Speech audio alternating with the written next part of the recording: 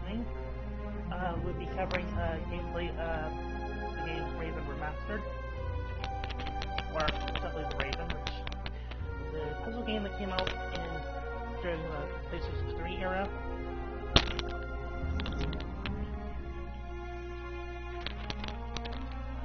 I've been looking forward to doing this video for a while, actually. Like, really looking forward to doing this video.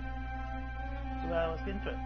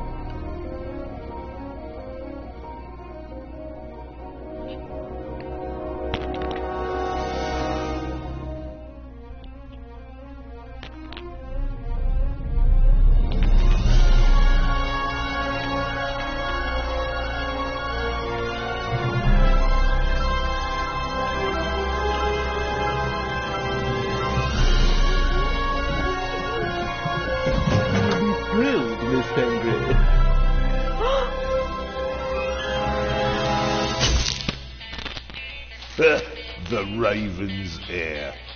Soon as one of them's caught, another one takes his place. Hey, Harold, have you read this? Harold? Harold?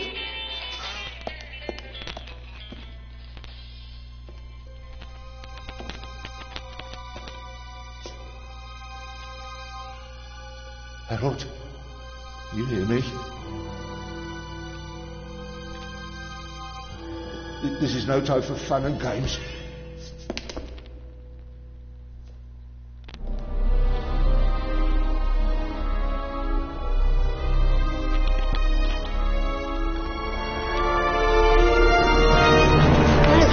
Calm down. I'm a copper. We're on the same side. A copper? What are you doing here? And where's Harold? Harold? Well, there's another guard back there unconscious. That's probably him. The Eye of the Sphinx. Where is it? It's there. Oh, good.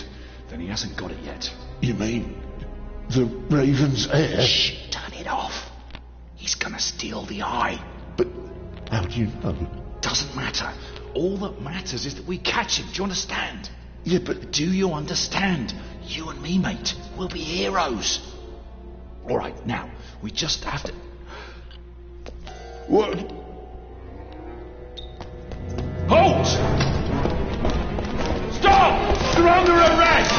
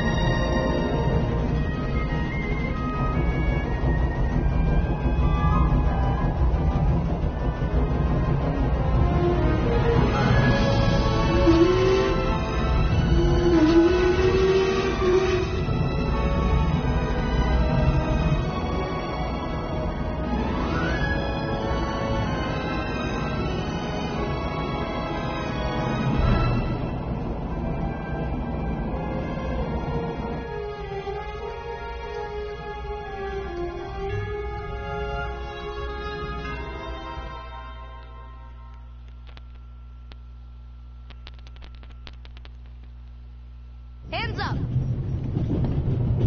I don't have time to play. I'm on duty.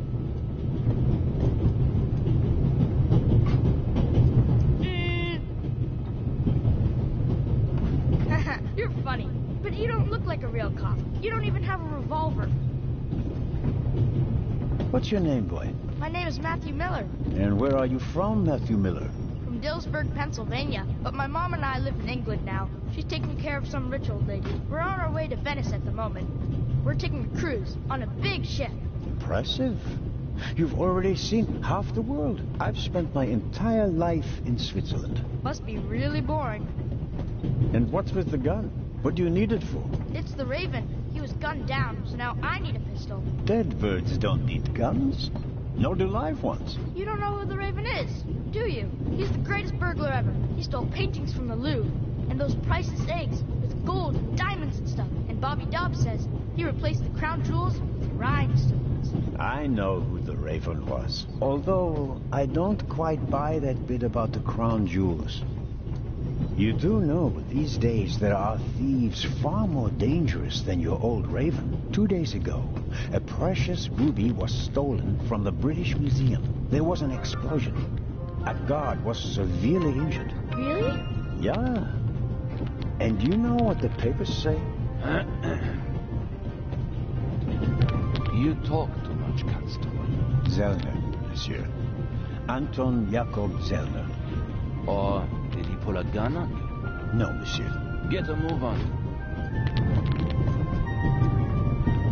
Inspector Legrand, it's a great honor to work with a celebrity like you. We appreciate the support of the Swiss police, but it'd be better if you'd remain seated and keep an eye on things. But monsieur, your journey on this train is most unusual. Is it related to the burglary at the British Museum? Not in the least. And the safe?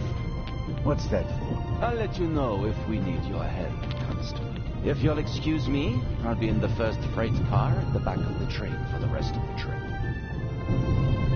I'm not here to enjoy the beautiful scenery.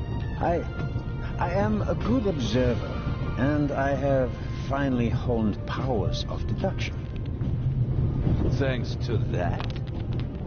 I watched the people on the platform in Zurich. I know, for example, that man over there is a violinist. That would be more impressive if there weren't a violin case next to him. And I believe that the gentleman in the next carriage is a German doctor on his way to Italy to take up a new position. And what gives you that idea? There's the rod of Asclepius engraved on his cufflink. And he's carrying a German-Italian dictionary. Maybe he's just taking a holiday in Italy, following in Goethe's footsteps. Too much luggage. And no, he's not retiring to Italy either. The suitcases are too shabby for me to believe that he can afford to retire in his late 50s. All right then, Constable... Zellner. Constable Zellner. If you're such a clever fellow, what am I doing on this train? I think you're guarding something. Oh, really? And what might it be? Could it possibly be a jewel that's making a long and perilous journey? You're guessing. You can't possibly know what's inside the safe. But if that were the case... Then I'd ask you why the train wasn't crawling with police. It's a trap. You've got a vivid imagination. I'll give you that. Well, that is impressive, I admit. But the fewer people involved, the better. Get along fine without you. You won't. Won't? Pardonnez-moi. I can help. And I will help. You're in my country. And I've been ordered to assist you. And that's exactly what I'll do. Whether you like it or not. Clever and stubborn. Your commitment speaks volumes, Zellner. But this is my show, and I don't need you. Bon voyage. But how do you know?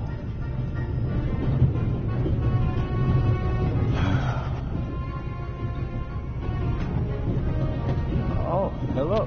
You cheated. I did what? I saw you talking to the German doctor on the platform. He told you everything himself, and you were just pretending to put 2 and 2 together. And what of it? Do you know who that is? That's Inspector Nicholas Legrand. You have to impress him if you want to work with him. I'm going to tell on you. You'd really tell on me?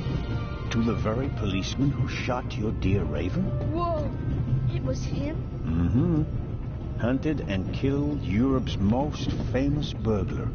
That's how he got his start. I won't tell him a thing. I wouldn't either. All right, Matthew. I have to do my work now. Everyone calls me Matt. Well, except for my mom. She calls me Maddie, as if I were a little kid. Whether Legrand wants my help or not, I'll keep my eyes open. Maybe I can change his mind. This morning, I thought I wouldn't be hungry because of all the excitement. Thankfully, I bought a sandwich with me anyway.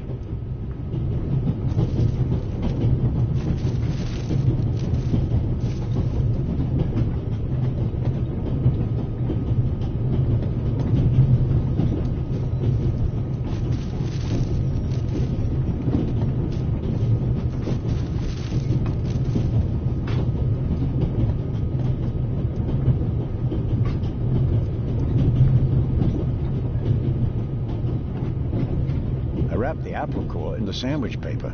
That way I can carry it without making a mess of my trouser pocket. Still, I'd prefer not to have to carry them all day.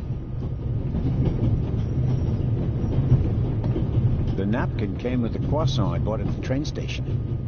A guilty pleasure. I don't need that either.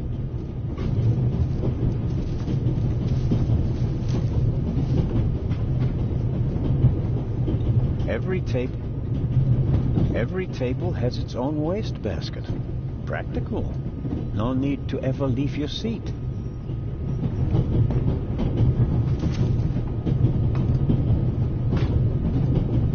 All right.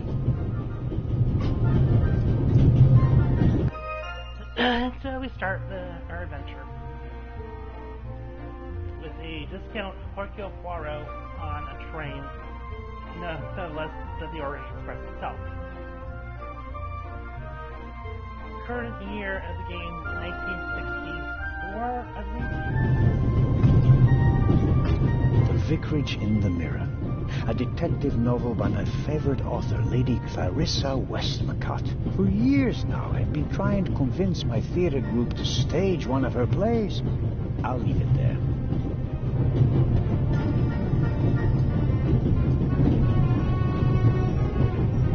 We Swiss are crazy about trains. We don't just have a lot of railroads. We have the most beautiful ones in the world.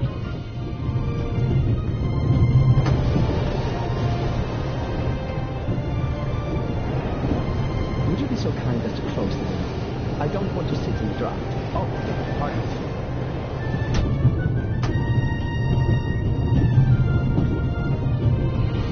The violinist is a good-looking fellow, and he's traveling through the most beautiful mountain landscape in the world. One can only hope that his violin is better tuned than he.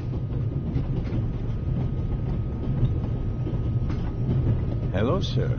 Hello.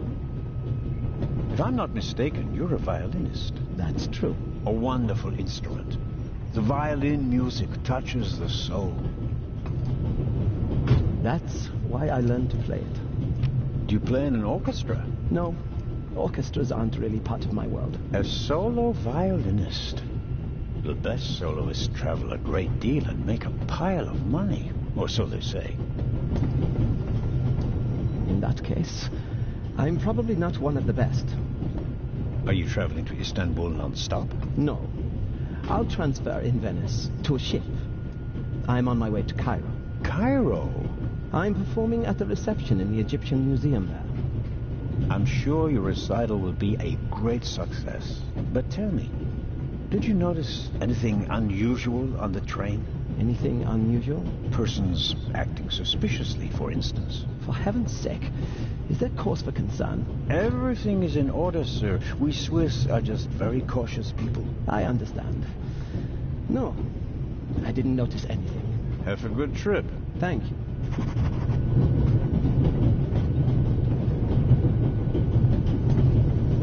very kind of you.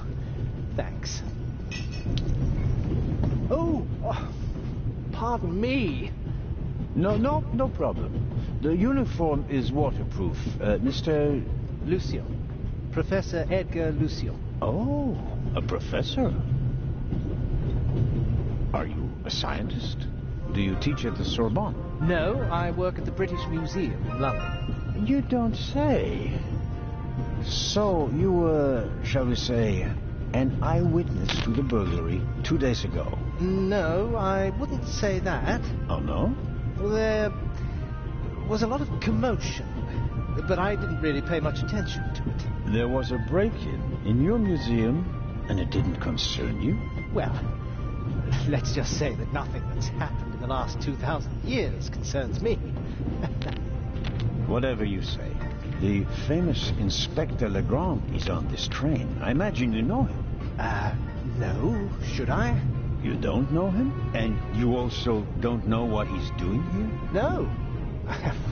Why should I? Just a thought.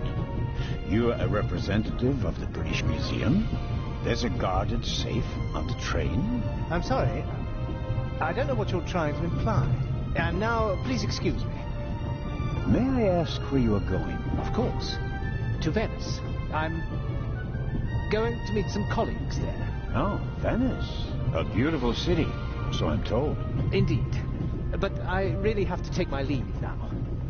Just one more thing. Did you notice anything unusual on the train? Here? On the train? No. I can't say that I have. Although I did spend most of the time in my compartment. I don't want to take up any more of your valuable time, but you do understand, don't you, that what concerns me is the present, and especially the robbery at the museum. Yeah, of course.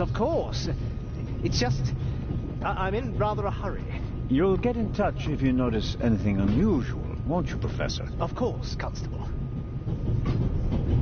What's this? What's the matter, sir? The door. I can't open it.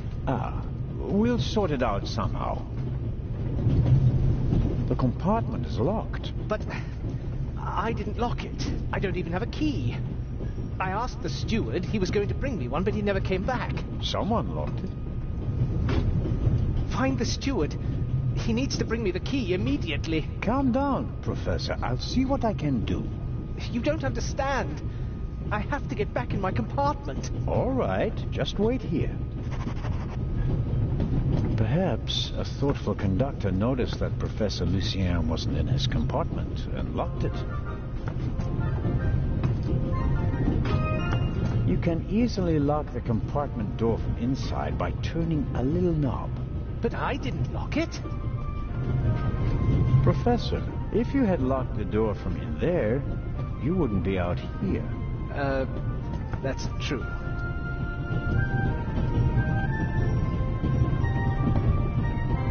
The little label on the door reads Baroness von Trebitz. Blue blood on the Orient Express.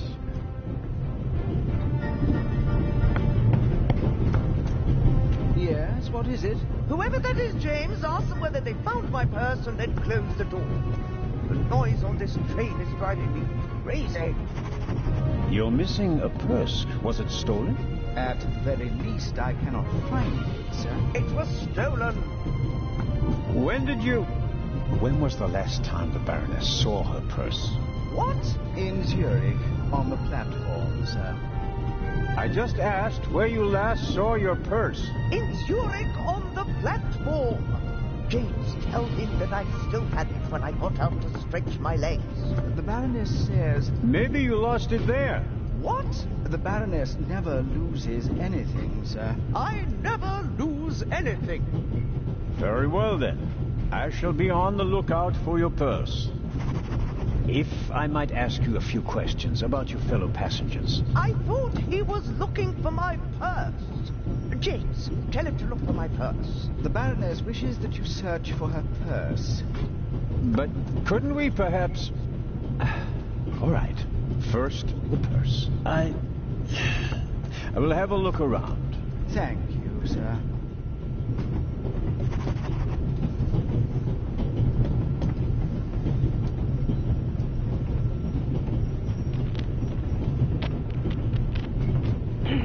father did it. I don't believe it. I never thought I'd ever meet you. Pardon me, but we'd prefer... It's all right, Miss Miller. I'd like to speak to the inspector. Unfortunately, just a constable, Lady Westmacott. I'm reading The Vicarage in the Mirror right now, for the 5th time at least. That's nice, Constable... Zellner. Anton Jakob Zellner. This is my companion, Miss Miller. A pleasure. May I ask what you're doing here? Are you on holiday? Holiday? Yes, so to speak. The first and last holiday of my life. Madam? I've been writing since I was a little girl. It became my job, and now I've stopped. So, this must be a holiday. You quit writing? Impossible. I have all of your books. Your Detective Partout is my favorite character. Then I have bad news for you. I killed the old wretch off years ago. I don't understand. I'd rather not discuss my work, Constable. Oh, well, fine. Are you traveling to Istanbul, Lady Westmacott? No. We are on our way to Venice. From there, we will take a ship to Cairo. As you may know, I have a penchant for archaeology. I fund a few excavations in Egypt. I traveled to Egypt by ship as a young woman. And now I'm doing it again as an old woman. I see. As a writer, you must be very observant. Am I right? I mean, you have to study the behavior of people around you to create the characters in your novels, don't you? I solved the mystery of human nature a long time ago, Mr. Zellner. Since then, most people just bore me. Really? I had the impression you were eyeing me suspiciously as I came in. What do you want to know, Constable? Did you notice the man who just walked into the next carriage with a cup of tea? I did. He seemed nervous. He was waiting at the bar for the steward, and since the steward never appeared, he elected to help himself. He took 2 biscuits. He seems pretty young, but he's already a professor at the British Museum. Interesting. I'll have to talk to him later. Just out of courtesy, of course. Of course. Did you notice the blonde man with the violin case? I certainly did. He introduced himself and tried to make a good impression. People like him are drawn to wealth and fame, like moths to a flame. But his charms failed on you. I know him by name. David Kreutzer. He was a drain on my friend's purse. Do you think he has a money problem? People like him always have a money problem. No matter how much you give them, they always spend twice as much and complain that they have far too little. Did you notice anyone else? What about the doctor or the Baroness? I notice that you've asked me about everyone, except for the inspector who went in the direction of the freight car a few minutes ago. Isn't that the Frenchman who made his name when he caught the Raven? I wouldn't quite say caught. Well, shot. Why don't you ask me about him and my theory about what he's doing here? I don't think we should discuss Inspector Legrand's investigation in public. Legrand, right. That was his name. Will he save the day again? Or will you, Constable? There's something else. A passenger's purse has gone missing. I suppose you haven't seen it. I'm sorry, Constable Zellner. As you know, I only deal with murder, not burglary. Have you asked my boy yet? Maddie is good at finding things. I'll go and do that now. As much as I'd like to keep talking, duty calls. You were right. Madam? I did observe you as you came in. You seemed so... eager. It's been a long time since I've had a chance to prove myself, madam. And this is it? Your chance? I do hope so. Then grab it. Even small people can make big changes, as my friend Ronald likes to say. I shall do my best. Mrs. Miller made a good impression. She wanted to protect Lady Westmacott from me, a pushy admirer. Very diligent. But she does seem a little nervous and tense. I imagine she has her work cut out for her with Matt. And a difficult boss, from what they say. Mrs. Miller? Yes? The little boy, Matt, he's your son? Oh, yes. Has he done something? No, I've already met him. Clever little fellow. We always call him Professor because he's so precocious. If only someone could just drive the mischief out of him. Did you notice anything unusual on the train? Oh, I'm afraid not. I was totally focused on my work. She's always got an awful lot to do, my Mary. You have to tell me if that's not all right with you. Good Lord, child. Knit as much as you want. So, nothing out of the ordinary. No, Constable. Goodbye, Mrs. Miller. Goodbye, Constable. The steward must have forgotten the toothpicks. Normally he would offer them discreetly after dinner.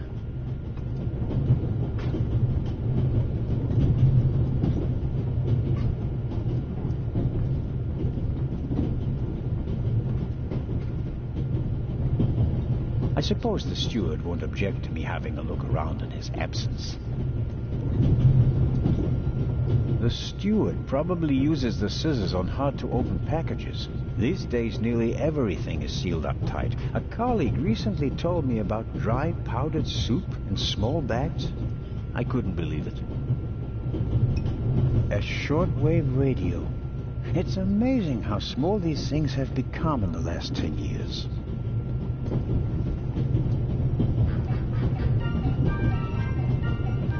Perhaps he keeps the compartment keys in there. Locked. Where could he be? The pad on which the steward writes orders. Empty. Maybe he didn't use it because there's not much to do today. I don't need the pad, but the pencil might come in handy.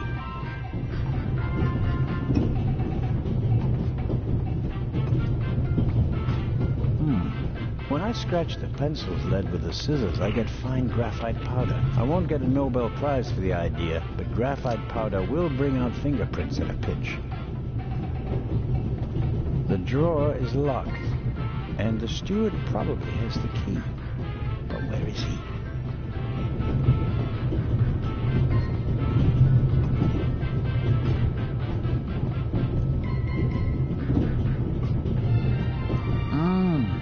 Butterscotch. I've loved them since I was a child. Their only drawback, they don't play nice with false teeth.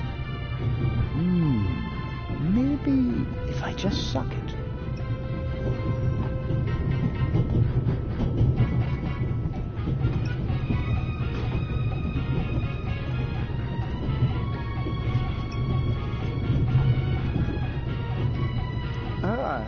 Mr.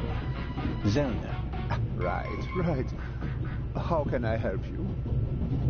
Tell me, did you notice anything suspicious here on the train or in Zurich? You mean, except for the fact that my suitcase was stolen on the platform? No. Is there any reason to be concerned? No, just routine. Constable Zellner, please don't think I'm naive. I spotted the inspector from Interpol. Legarde is his name, if I recall correctly. Legrand. If you say so.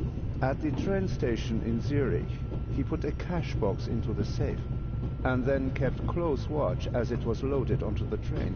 Don't tell me that a man at his pay grade routinely tramps across the Alps just to keep an eye on cash boxes. A cash box? Like the ones you find in safe deposit boxes? Precisely. And I believe we both have a good idea just what's inside. I do indeed have a theory, but what's yours? A ruby was stolen in London. One of the legendary Eyes of the Sphinx. The second jewel, an emerald, is rumored to be in a Swiss bank vault, if I remember correctly. Both jewels were supposed to be exhibited together in Cairo for the first time in 50 years. It does make one wonder. Indeed. Any news about the robbery in London? Quite something, wasn't it? It must have been professionals. The way they disabled one of the best security systems in the world. Most impressive. People were injured. Well, one cannot execute a robbery of that scale without collateral damage. It seems like the Raven has finally found a worthy successor. We can look forward to new and spectacular coups. I'm afraid I won't enjoy his exploits this time around if the new Raven is so reckless. That's your prerogative. May I borrow your newspaper? You can take the section with the article on the burglary. You're interested in that bit, aren't you? You caught me out. Here you go. Dankeschön. There's something else. Do you know where the conductor is? I'd like to know that myself. I told him to search for my missing suitcase in Zurich. He hasn't got back to me yet. He's probably in cahoots with the thieves and didn't bother getting back on the train. If we don't crack down on vermin like them, the rabble will rule the world one day. Well, at the moment, we still don't know what really happened. He is not here doing his job. That's bad enough. I meant to ask, the Baroness is missing her purse. A Baroness? This train is really full of the creme de la creme. The Queen of Crime is over there, and now a Baroness as well. Have you seen the purse? Unfortunately, no. Do you know Lady Westmacott? You were talking to her. Well, I'm an admirer of her work. Like so many others. I once read in the newspaper that only Shakespeare and the Bible sell more copies than her crime novels. I read that too. She must be filthy rich. As a doctor, I'd have to work 1,000 years to earn that kind of money. Auf Wiedersehen, Dr. Gebhardt. Goodbye, Constable. It was a pleasant chat, really.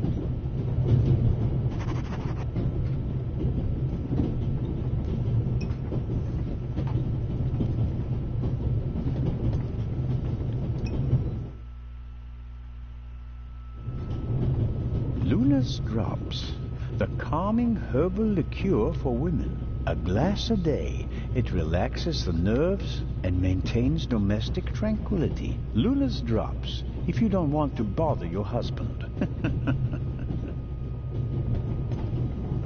Let's see if there's any news. Blah, blah, blah, blah. Eye of the Sphinx.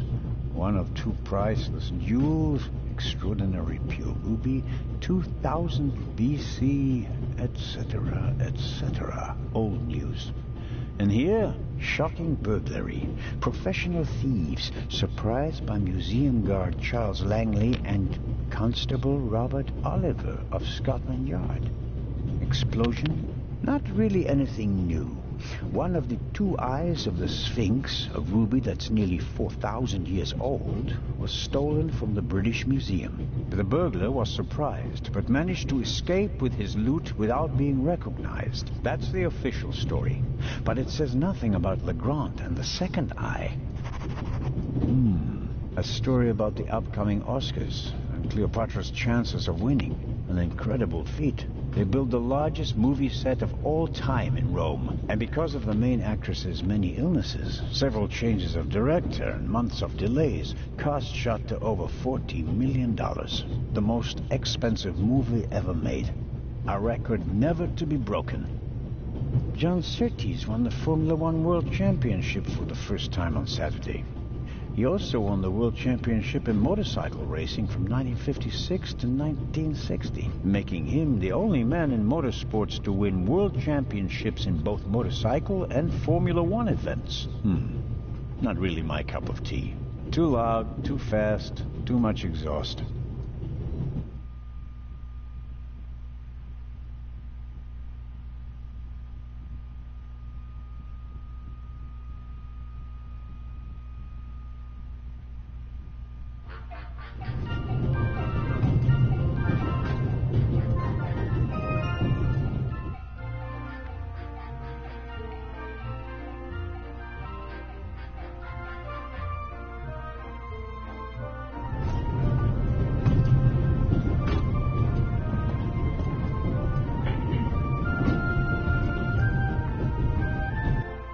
Probably go outside first.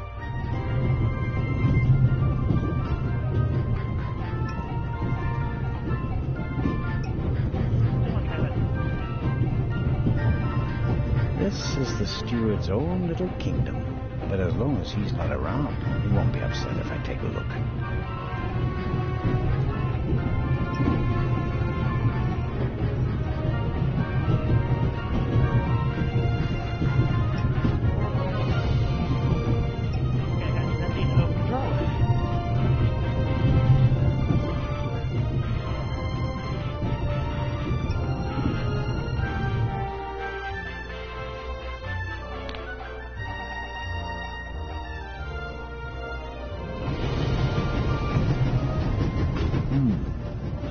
box with a padlock. I suppose it contains tools for the train's crew, maybe for coupling and uncoupling the cars. At any rate, it's positioned so that it's easier to reach from the ground than from up here.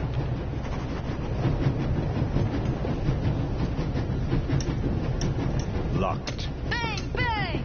Huh? Don't move. Matt, have you gone mad? I'll shoot. Hey, my pistol!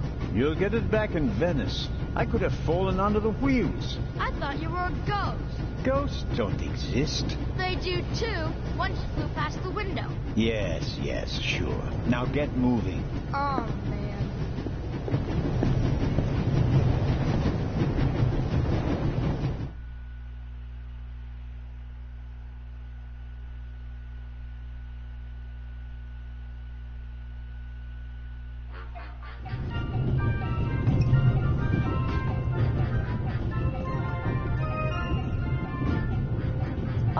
Constable? Yes, ma'am. My son didn't make any trouble for you, I hope. It's just that he just walked past us, silent and seething. That's usually a sign that someone's laid down the law. I'm afraid so. He played a trick on me, a rather dangerous one. The lad left me no choice but to take away his wooden pistol as a punishment. I understand. And thank you. Matty is a very lively child. Sometimes he needs a strong fatherly hand. Where is Matt's father, if I may ask? He's gone. Ah, I understand. Could you, leave Matty's pistol here, perhaps? So you don't have to bother with it? Of course. I told him he wouldn't get it back until Venice. Very well. Thank you again, Constable.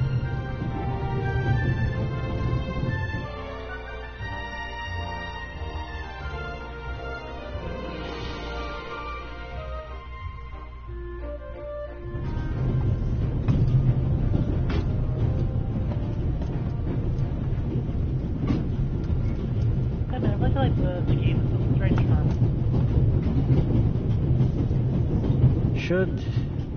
Should I ask for an autograph? That will be quite unprofessional. But on the other hand...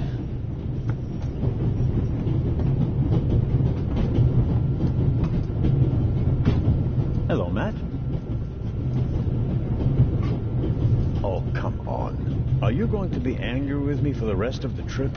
Until I get my pistol back. I gave it to your mother. Oh, man. Couldn't you have just raked me over the coals? Would you have learned anything from that? I didn't learn anything from this either.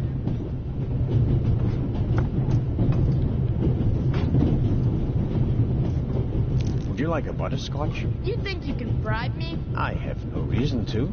You made trouble and got punished for it. Take it as a peace offering. Just 4? If I'm faster than you, there'll only be 3. Hey! Friends again? Mm-hmm. All right, then. And no dangerous nonsense anymore. Okay. Your mother is Lady Westmacott's companion, correct? Yeah, but it's not like you think. At first I thought, boy, you must be really wicked if you need to pay for friends. But the lady's really okay. A bit odd and really old. But other than that, she's great. She likes me. The lady has peculiar taste. Hey! You and your mother, do you both live on Lady Westmacott's estate? I'm only there for the holidays. Most of the time I'm at boarding school. I imagine that's not very pleasant. No, it's fine. I have friends there. You always have to be so quiet in the lady's house. And I'm not allowed to bring any friends. Such a big house with so many places to hide and no one to play hide and seek with. You said it. And how long has your mother worked for the lady? 2 years. And your father? What does he do? He stayed home. I used to go fishing with him and hunting. He even let me shoot a real gun. And then? Then Mom fought with him, and he left. I was 7. Oh, and how old are you now? In 8 months, I'll be 9 years old. And do you already know what you want to be when you grow up? A burglar? No, we'll see. Maybe an actor. Really? Well, I don't know. You need a lot of talent for that. I'm an actor in a theater group, you know. You are? Oh, yes. And I'm one of the best in our group, if I may say so. I get really deep into my roles, you know? I don't just talk like the character. I think like him. I become him. It's the only way to... Matt, are you okay? I think you just have to be good at copying things to be an actor. That wasn't bad. Disturbing, but not bad. The Baroness in the second compartment over there is missing her purse. Do you have any idea where it could be? Do I ever? Hmm? That guy over there with the violin case? What about it? He picked up something in Zurich and put it in his violin case. Really? Yeah, and he made sure that nobody saw him.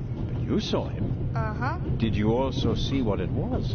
Nah, not really. But now that I think of it, it must have been the Baroness's purse. I should look into it, shouldn't I? I think so. Tell me, have you seen the steward anywhere? No. He was walking around a little while ago, though. Hopefully they didn't forget him in Zurich. What's he supposed to do? I'm looking for a key to open a compartment door. Did you check his things behind the counter? I'm sure the drawers will be locked. Can't you break it open? Or pick the lock like the Raven? Perhaps. But I'd need a piece of wire or something like that. Ask my mom. She has a lot of hairpins. She doesn't like the wind messing up her hair. Thanks for the tip. So long. So longer.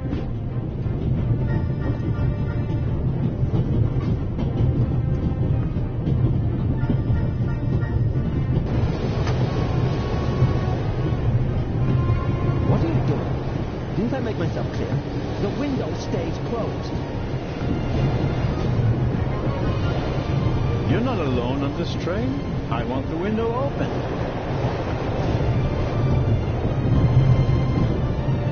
Swiss politeness doesn't seem to be what it used to be. That wasn't gonna work. I'm not going to catch a cold because of you. Go somewhere else if you don't like it.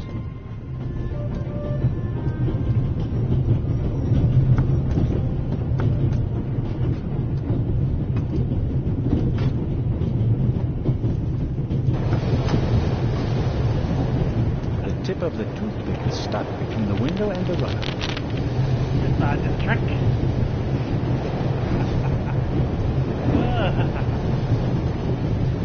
What nerve? I'll complain to your superiors.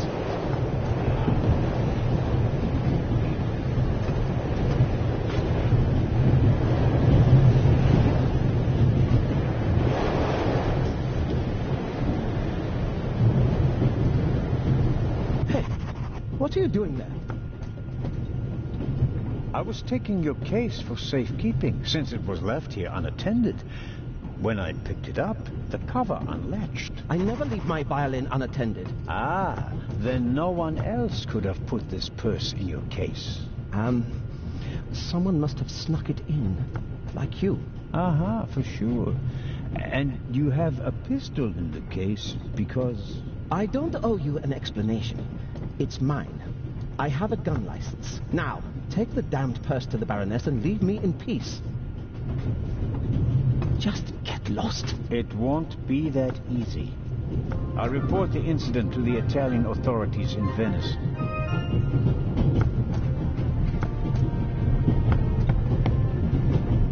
Oh, Inspector, did you find the Baroness's purse? I did indeed.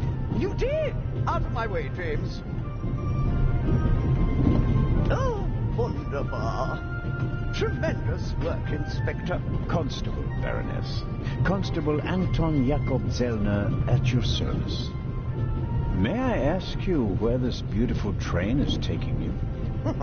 To the madhouse, I'm afraid. One is close to the brink of insanity with this constant shaking and rattling. Have you ever tried flying, Baroness? Do you know how little luggage one is permitted upon an aeroplane? It defies all reason and good taste. Have you heard about the burglary at the British Museum? Heard about it? I'm directly affected by it. How so? I'm in charge of the Friends of the British Museum. And for your information, I'm financing the exhibition. Exhibition? What exhibition? The exhibition in Cairo. Where did you think we were going?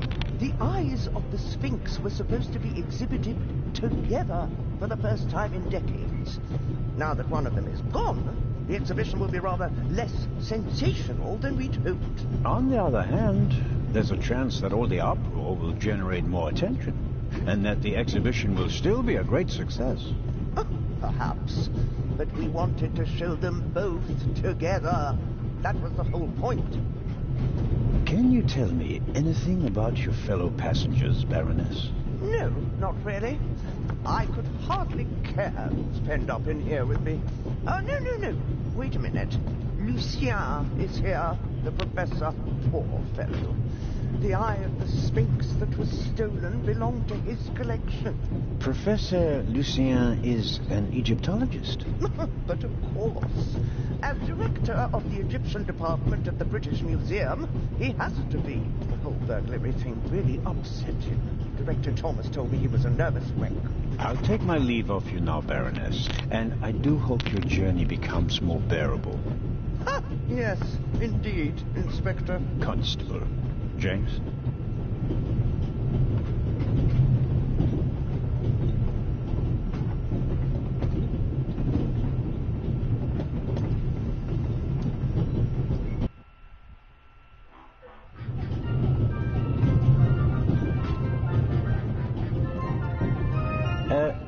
Lady Westmacott. Yes? I was wondering if you might sign your book, Constable Zelma? If it isn't too much of an inconvenience. Of course it's an inconvenience, but only a small one.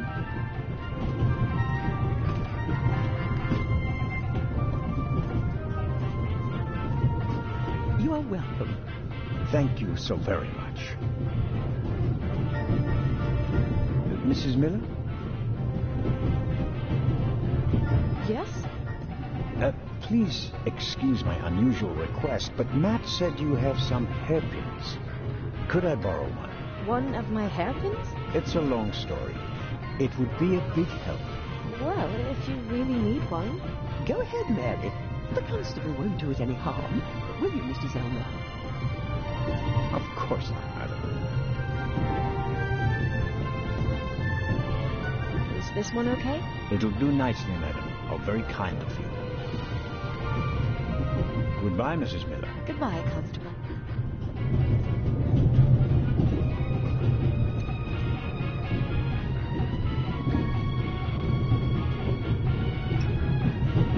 And suddenly, it's me who's the thief on the train. Whoops. That was easier than expected.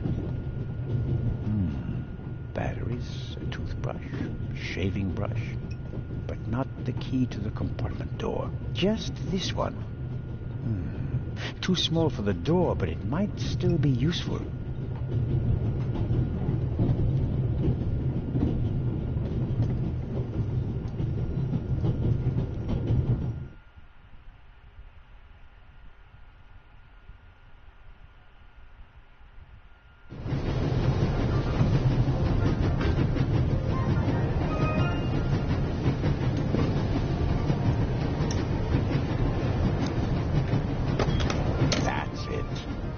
There we go. This should help.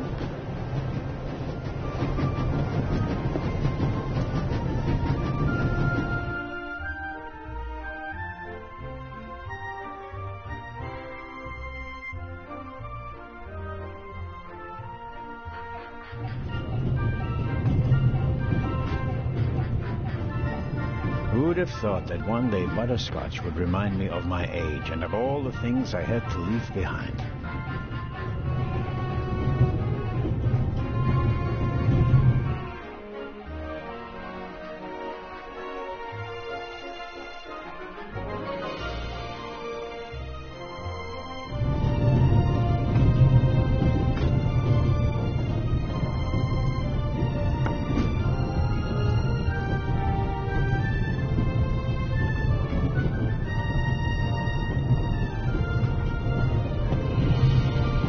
I bet I could really get a grip on the bolt with these. Well, come on then, hurry up.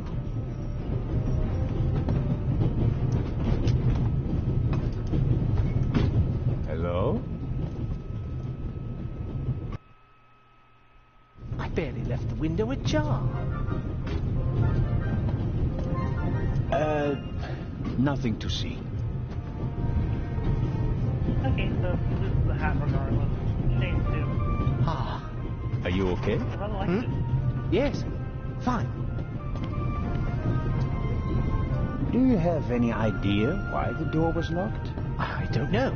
Or maybe the constant vibrations caused the lock to lock itself. You can't possibly believe that. Well, then what's your theory? The conductor could have locked it from the outside. On the other hand, it could have been someone here in the compartment who locked the door from the inside. Who? And where have they gone? They could have climbed out there. Who would be that insane? You tell me, Professor. So, what are you hiding in your bag? What do you have that would be worth stealing? No, nothing. No valuables? Certainly not. Not on my salary. It was enough for a first-class compartment on a luxury train. That's my business. You're playing a dangerous game, Professor Lucien. You're head of the Egyptian department of the British Museum, and you want to tell me that the burglary didn't matter to you? All right. The burglary was most upsetting. And shocking. And I didn't know what to do, okay? And you couldn't just tell me that. The fewer people who know about it, the better. I can't trust anyone. I'd like to look around a bit. Of course.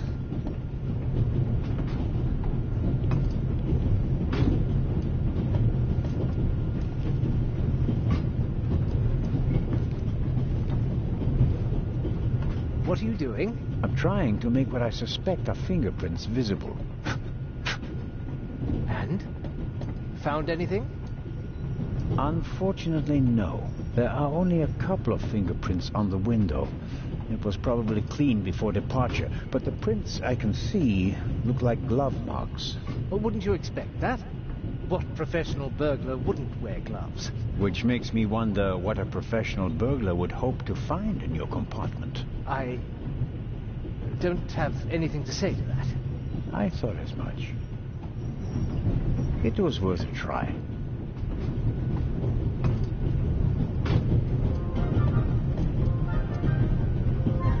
What's this? What do you have there? It's a button. From a suit or a uniform, I guess. The burglar might have lost it. Maybe. Or maybe not.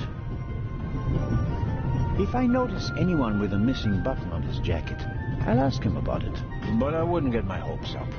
If there was a burglar, he climbed out the window and jumped off the train. I really wonder what the professor is hiding from me. But I can't just rifle through the luggage of innocent citizens. This is the 60s. Whoa. That's a very nice fountain pen. Pricey. If you'd managed to decode hieroglyphics that boggled the best minds of the last 3,000 years, you'd have received a gift like that as well. The Bible, Grimm's Fairy Tales, Moby Dick, and gin, whiskey, and rum. All classics. No, nothing interesting. Yeah, the classics, all right. Goodbye, Professor. Goodbye.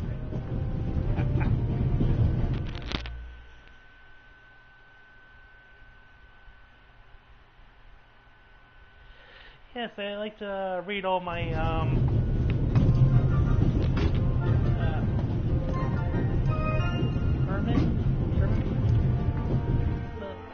the author of Moby Dick with a nice bottle of gin.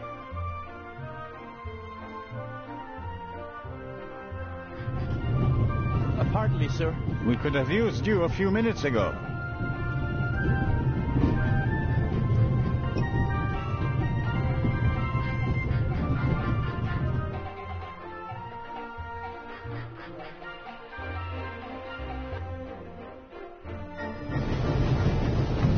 I strongly suspect that the door is locked.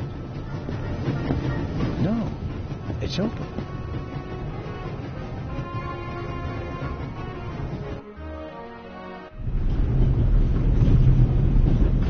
Hello? Wow. Don't move a muscle, you feathered fiend.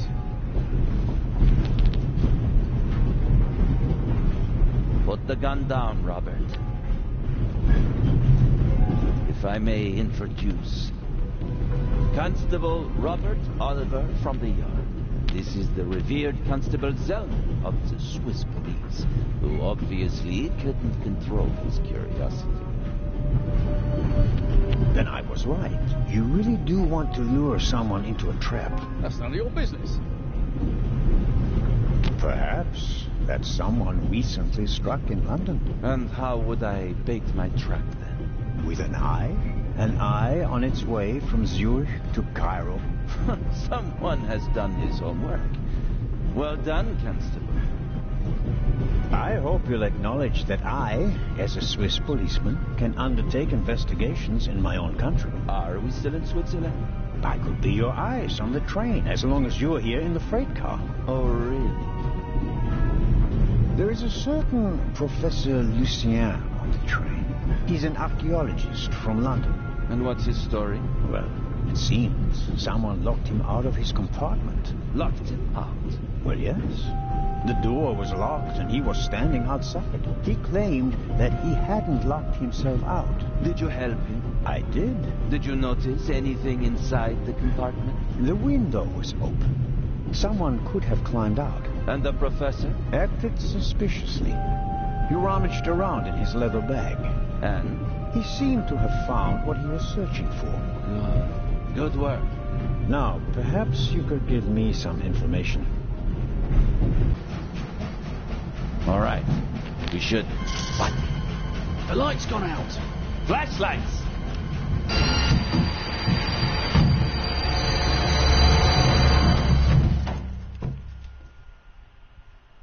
Ah! Get off me!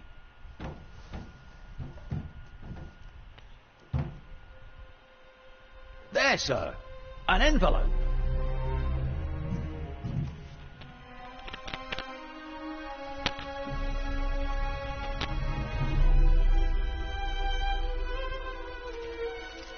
My dear Nico, you should take a closer look at the box. R. What the dickens?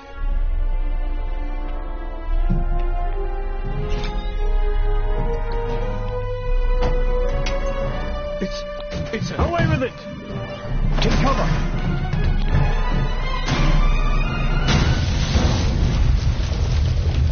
Now that's how you open the game.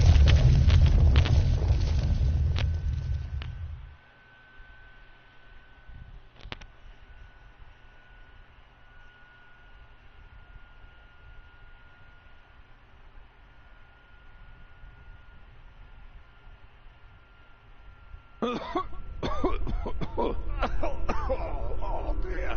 Oh. Is everyone all right? Are you hurt?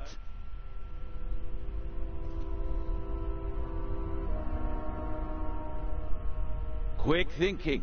Well done, Zellner.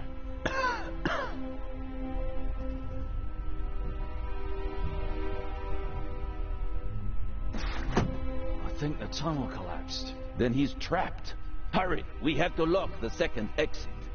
Sir, there's a fire up ahead. The engine's burning. It's a distraction. Hurry, block the exit. But, sir...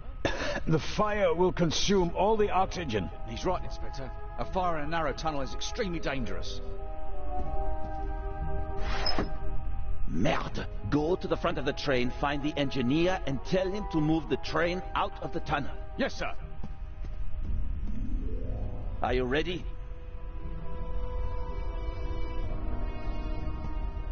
You have to uncouple the freight car. You understand? I understand. I'll see to the passengers. They should all wait in the tunnel. We'll check each one in turn as they go out. Let's get to it.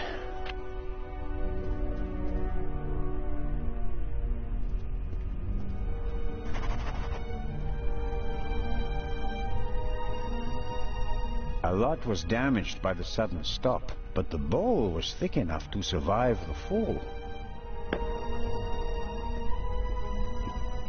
My God, what a fire. I hope Constable Oliver can at least reach the engine.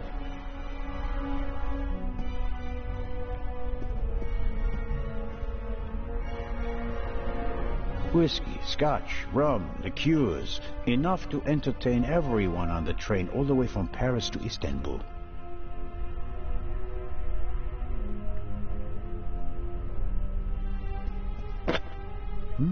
High-proof rum.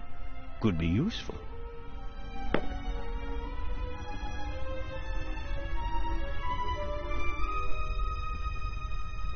Rum from Austria. Believe it or not, it's 80% alcohol by volume. There's no way anyone would drink it straight. I can know a few who probably do it. I mean, you really shouldn't, not that strength, but I'm pretty sure someone's gonna try. They'd be like, wow, high on contact.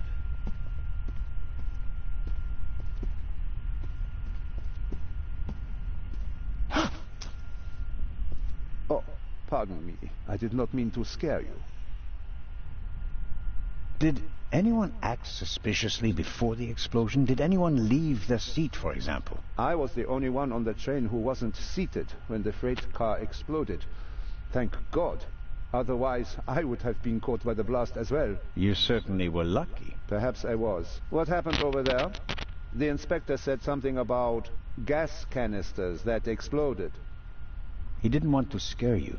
The truth is, it was a bomb meant to kill him and the Bobby. My God. An attack? But who would... The investigations are ongoing, but first we have to get the burning train out of the tunnel. Oh, of course. What exactly are you doing here? Legrand asked me to check whether there are any passengers left on the train. Really? No one is here, except for me and you. Excellent. Then I will continue searching at the front. How are the passengers? They are in a state of shock, of course. The blackout and the sudden stop were frightening enough, but then the explosion, the dust, everyone rushed for the exits.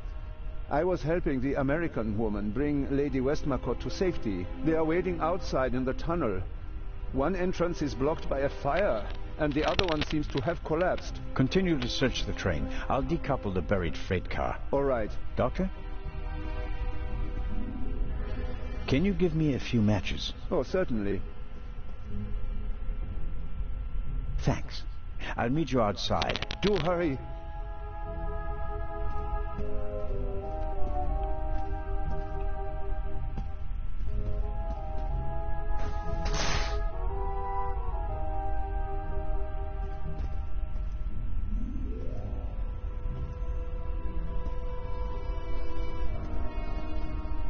I noticed the extinguisher earlier. Doesn't match the decor. I suppose that the railway company had to comply with safety regulations at the cost of aesthetics. It'd be useless against the fire out there, and it's too cumbersome to carry around. At best, I can use it here.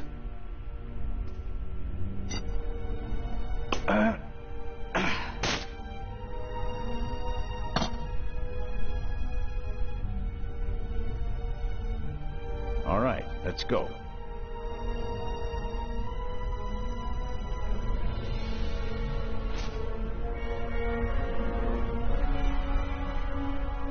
I filled the book.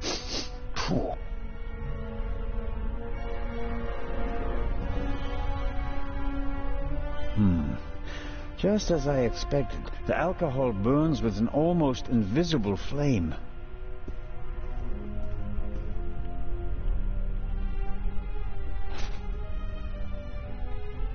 I shouldn't be wasteful.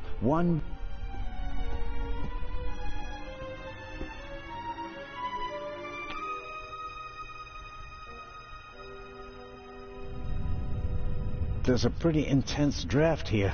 The fire is sucking up the oxygen. I bought it last week, second-hand. I liked it because it seems to tell a story. It was set aside for a newer model, even though it's still quite okay. It'd be blown out right away.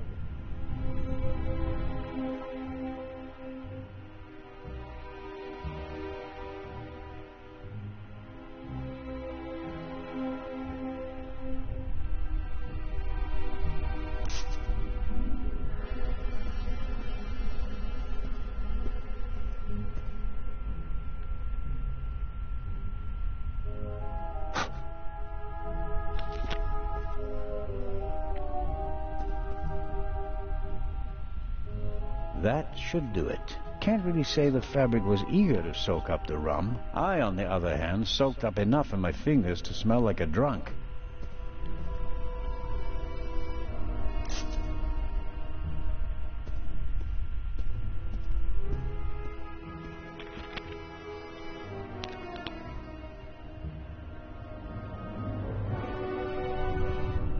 There's a pretty intense draft here. The fire is sucking up the oxygen.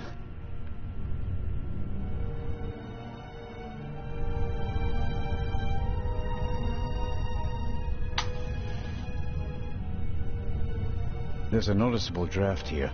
Maybe it's because of the fire, or perhaps there's still a hole through which the air is coming. The latter will be quite welcome. It will buy us some more time.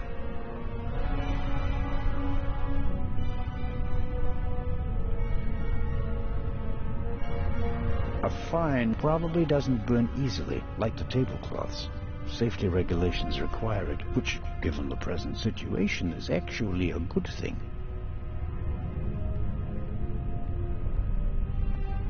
I'm sure I could uncouple the car if I only had enough light to see what I'm doing. Okay, I'll smear some grease on the curtain.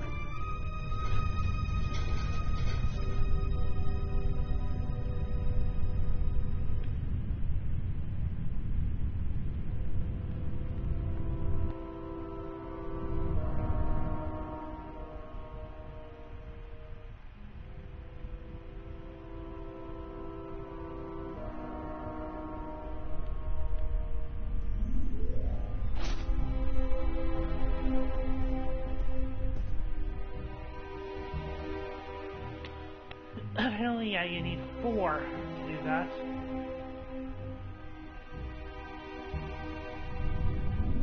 There's a pretty...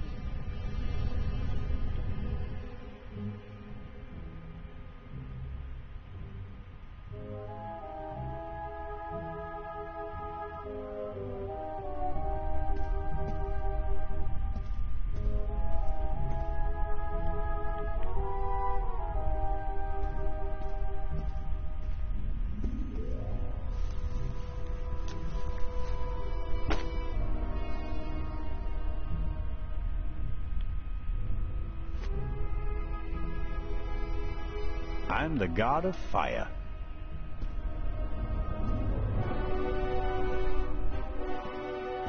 But yeah, alcohol wouldn't just be enough. You need to actually soak it in oil and alcohol in order to get the flame light properly. The wheels came off the track during the explosion. Even if it were possible to pull the car out of the rubble, you wouldn't get far with it.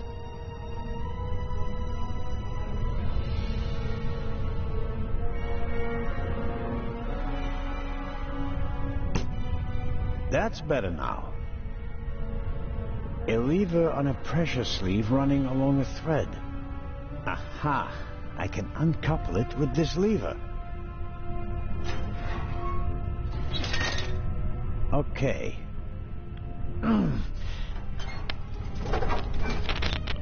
There we go. Time to get out of here.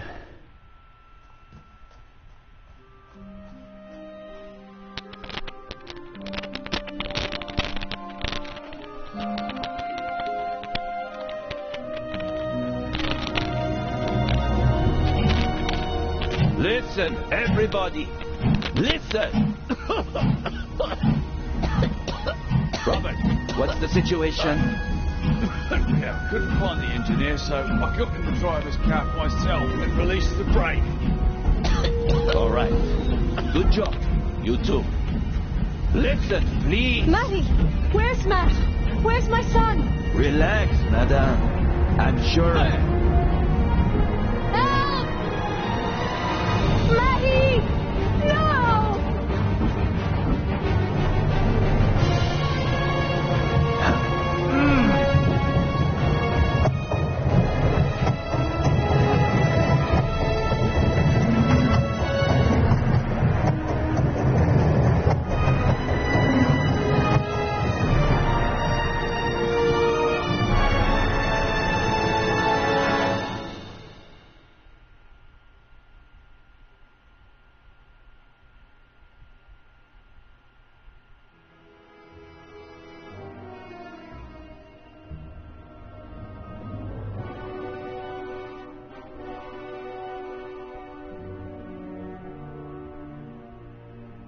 Matt, where are you? Oh.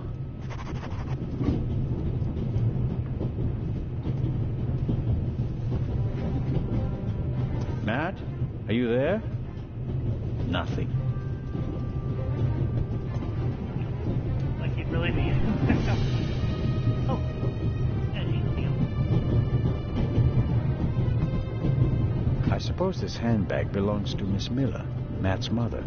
Lady Westmacott's bag is probably smaller and more expensive. Aha.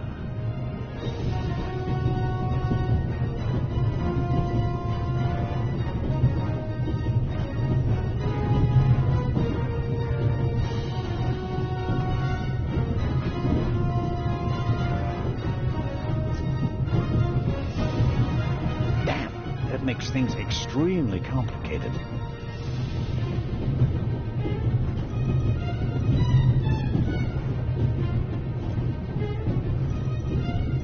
Hey, there you are. What were you thinking? Come out of there. Is he gone? Is who gone? The man.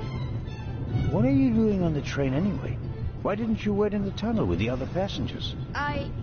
I wanted to get my pistol. Your pistol?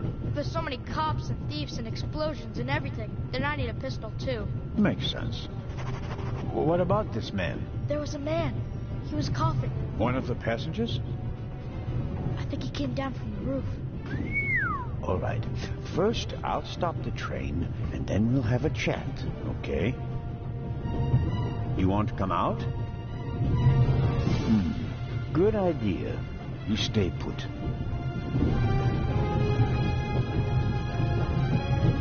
Matt, look. Thanks. Cover me, okay? No problem.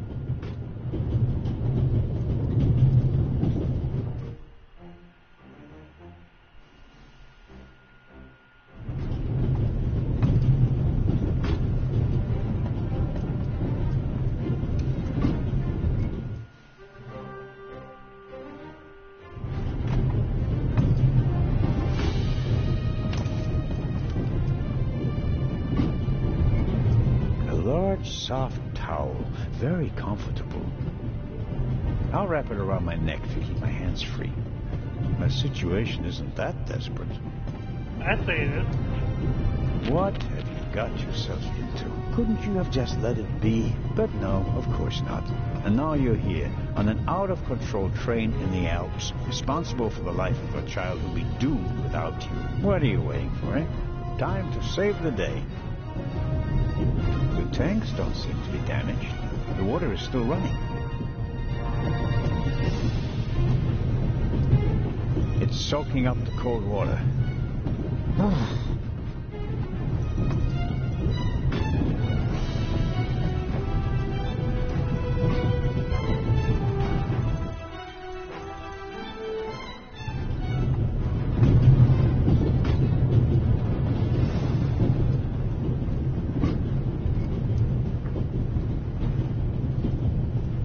If the emergency brake doesn't work, I'll have to try something else. Here goes. Ouch! Hot!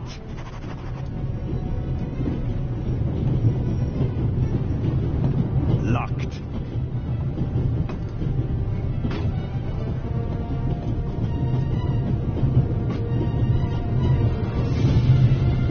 An axe is for emergencies. If this isn't an emergency, I don't know what is.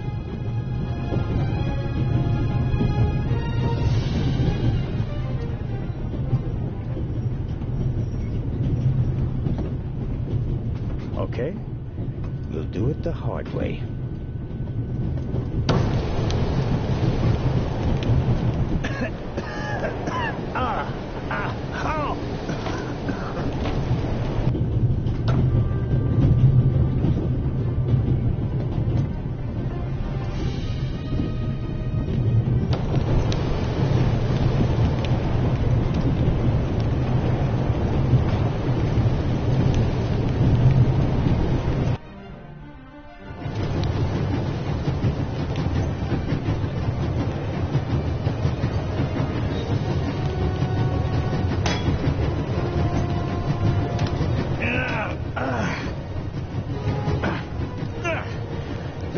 do the trick.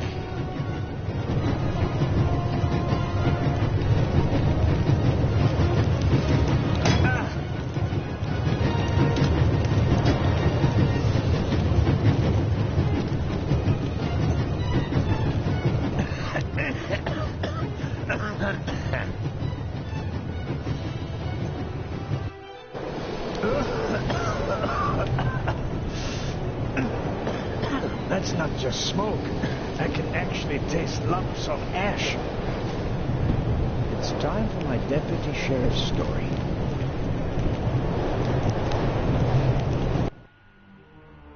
I uncoupled the locomotive at full speed. Not bad, eh? Do you think we'll get in trouble? Because of the locomotive? I don't think so.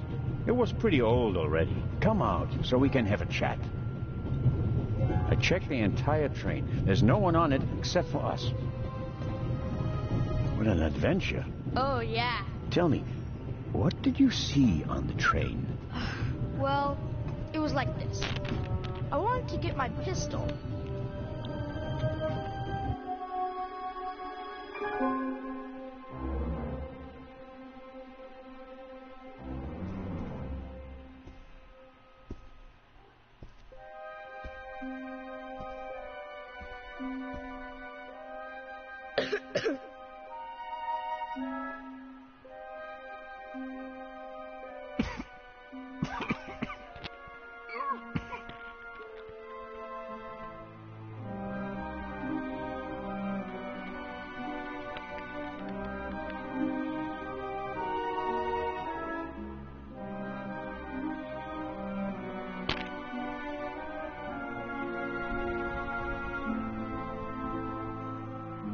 Achoo!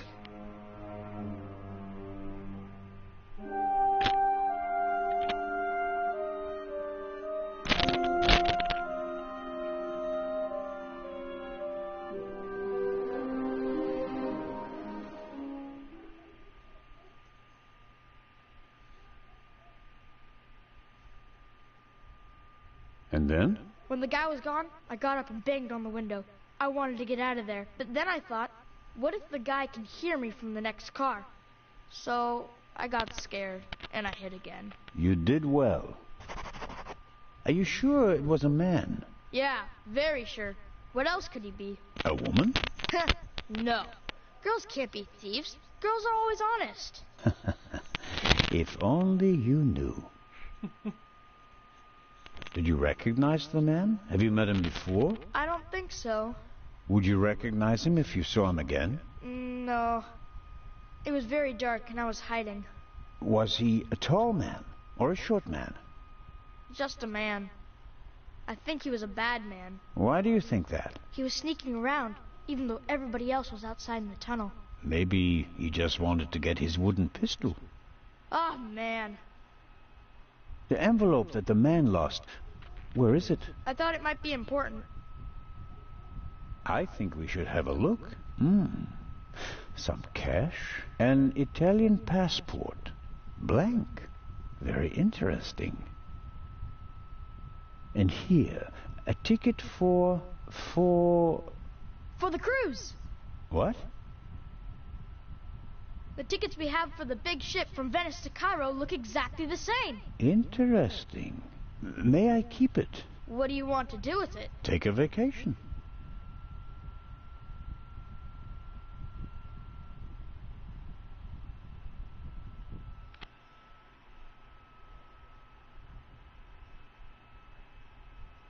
It's evidence. And my chance to go with you. The ticket and everything else in the envelope are part of my investigation. And you have no part to play in Cairo. If I hadn't given you the envelope, you'd have no proof that the Raven's heir would be on the ship. The ship is his next chance to steal the eye. And he won't give up until he has it. And that's precisely why you should let me come along. No. I deserve to come along. What you did was extraordinary. Far more than anyone could have a right to expect from you. And you still want to leave me behind? You met our foe and barely escaped with your life. You may not be that lucky next time. It wasn't luck. You can return to Switzerland with your head held high. Enjoy your triumph. I have not achieved anything yet. The Fiend tried to kill us, and he's still at large. What else did you find out in the tunnel? Not much. After we came out of the tunnel, Robert and I questioned the passengers. Which didn't turn up anything new. No. The engineer and the fireman were missing. They were found a few kilometers back on the track. Both claimed to have been overwhelmed by a shadow and thrown off the train. But you don't believe that. I'm checking their stories. One of them may have been paid to eliminate the other one. How could the Raven's heir have found out about the trap?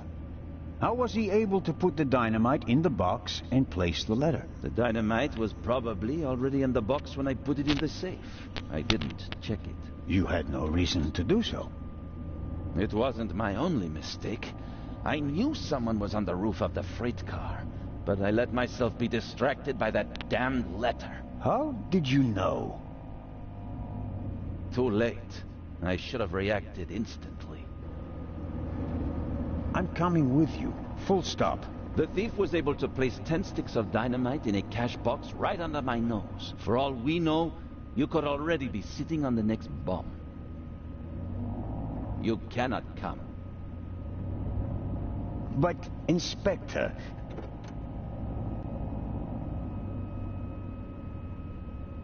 We're here.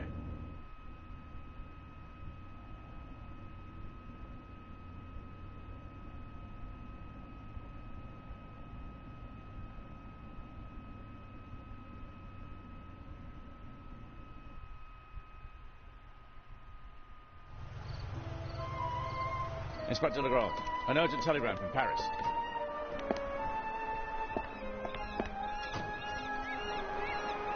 Bad news? It's about the unfortunate events on the train, and to return to Paris and explain myself. But, sir, what about the eye? They want to inform the Egyptian authorities that there might be a burglary attempt. Might? Egyptian authorities? What if the jewel is stolen at sea? I know. I never received it. Keep a close watch on the loading of the eye, Robert. Aye, sir. It was a pleasure meeting you, Constable Zelda.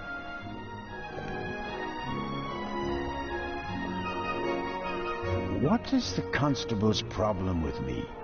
I think he's jealous.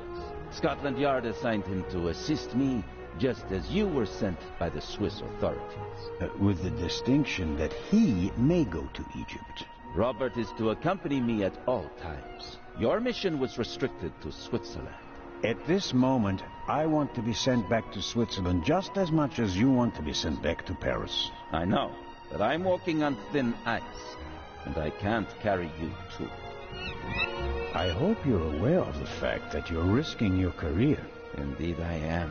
Why do you care so much about this case? Someone pretends to be the Raven, and you promptly risk your career? What if he's not just pretending?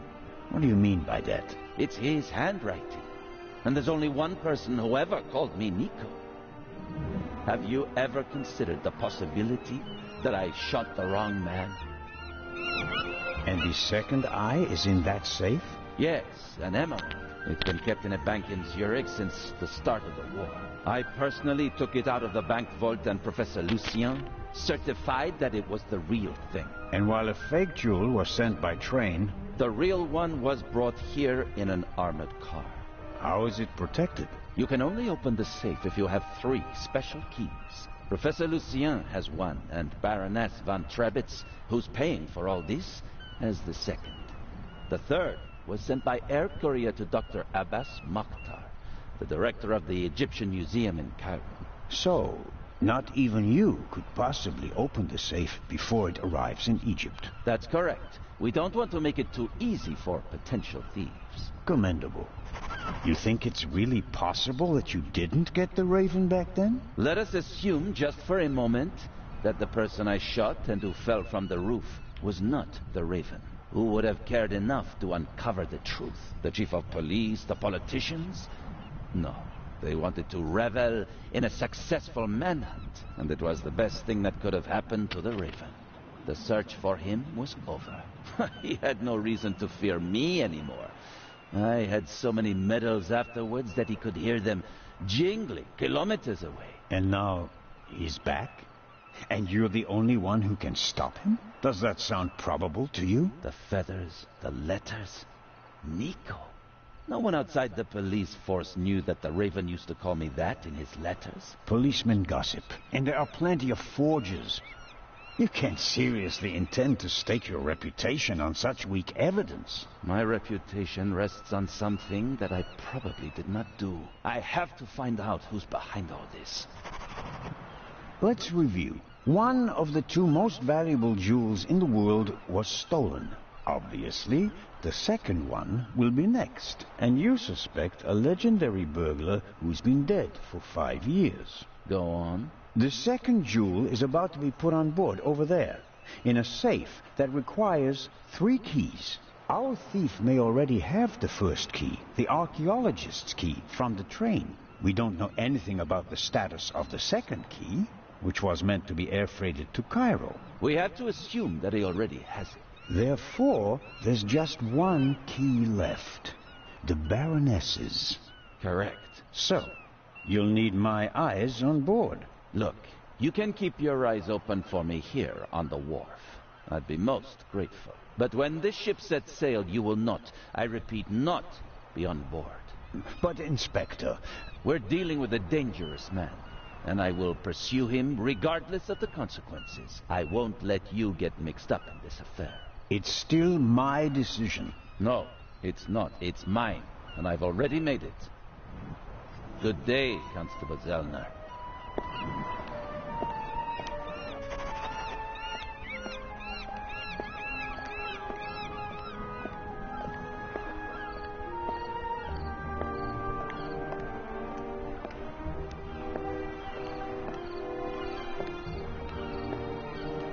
In my younger years, I might have considered abseiling from the crane down to the ship.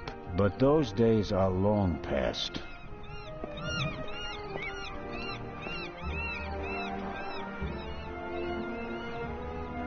Amazing how much luggage there is for so few passengers. And I guess that 3/4 of it belongs to the women. I'll take an inconspicuous look up close.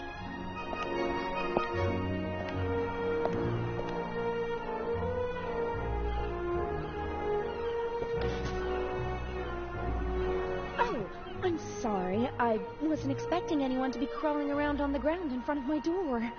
Don't worry about it, miss. No harm done. That's good to hear, Mr... Zellner. Anton Jakob Zellner. May I ask your name? Patricia Mayers. Are you American? I am. Could you help me, please? Certainly.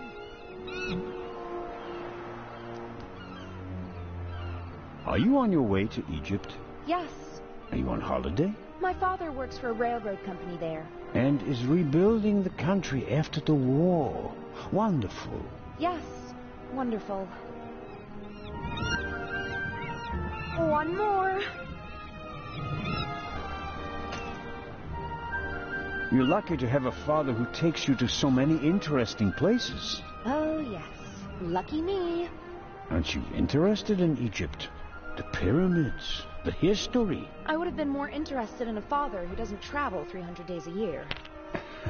I'm sure your father regrets that he can't always be with you. No doubt. And I'm sure he always wanted the best for me. But that doesn't stop him from thinking only about himself far too often.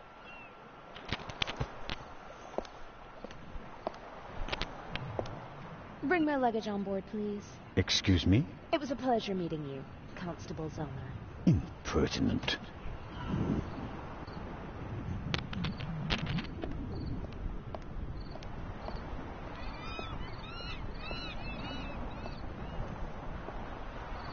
The sea is quiet today. Ideal conditions for a cruise.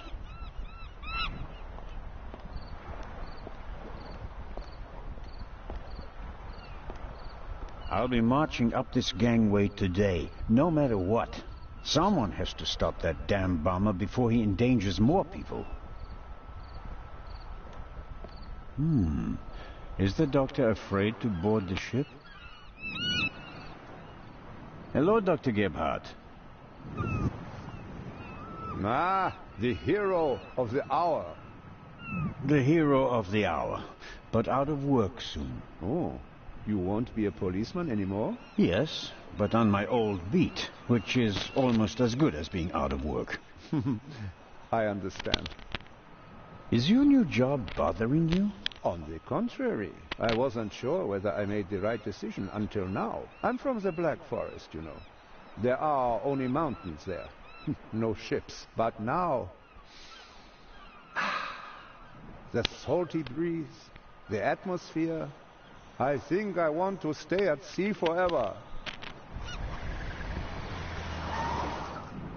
The sea is one thing. The passengers are another. It will be okay.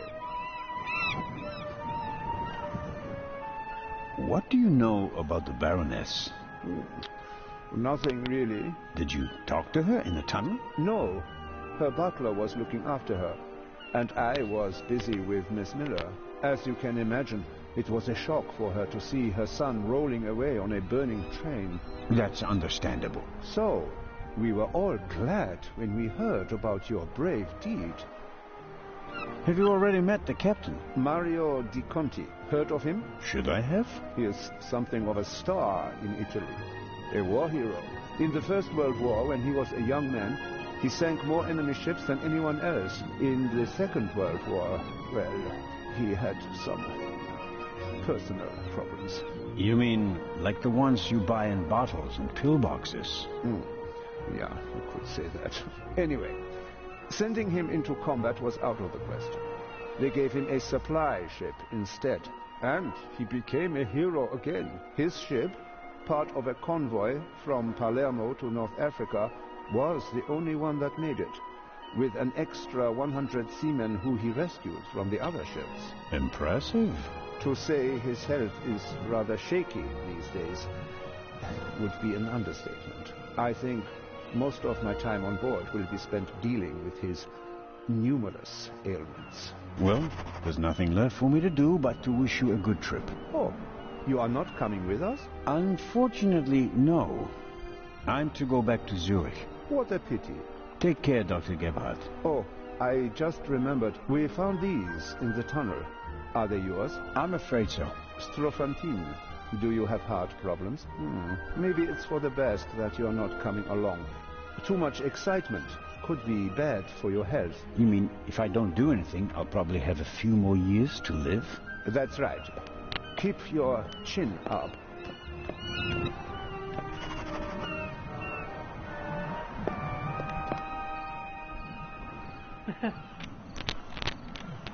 He's like, heart pills be damned.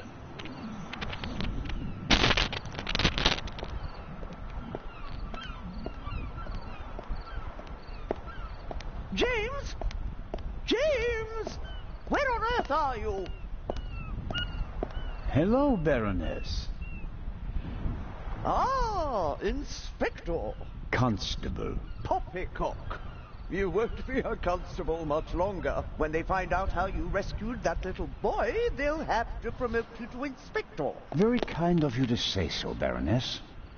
I hope you survived the adventure in the tunnel unharmed. Scandalous.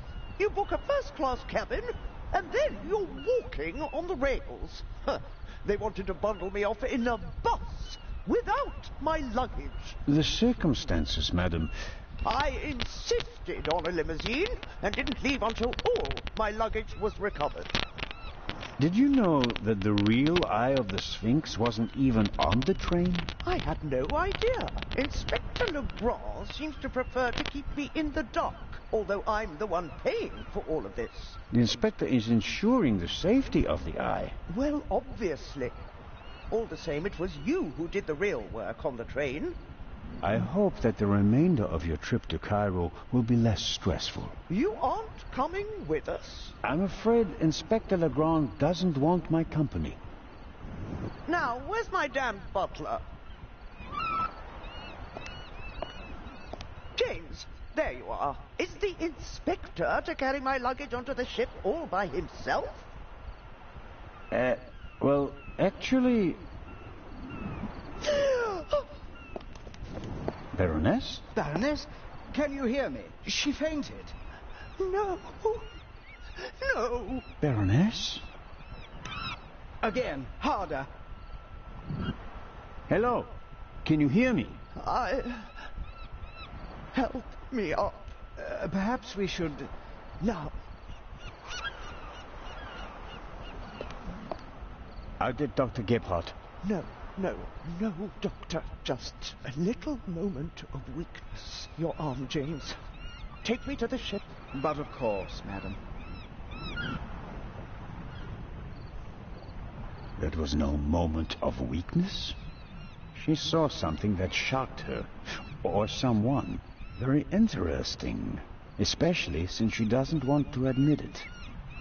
That's a fine automobile.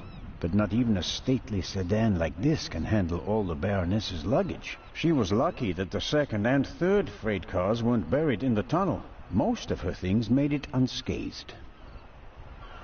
Who or what did she see?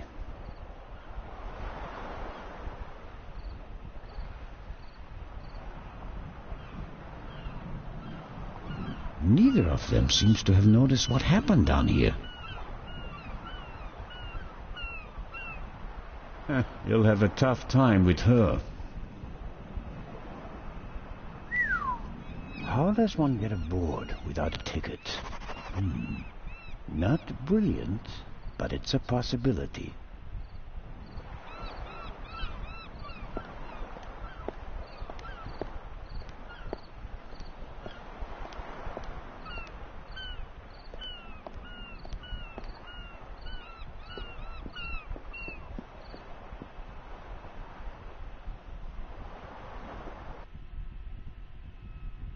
Oh, who do we have here?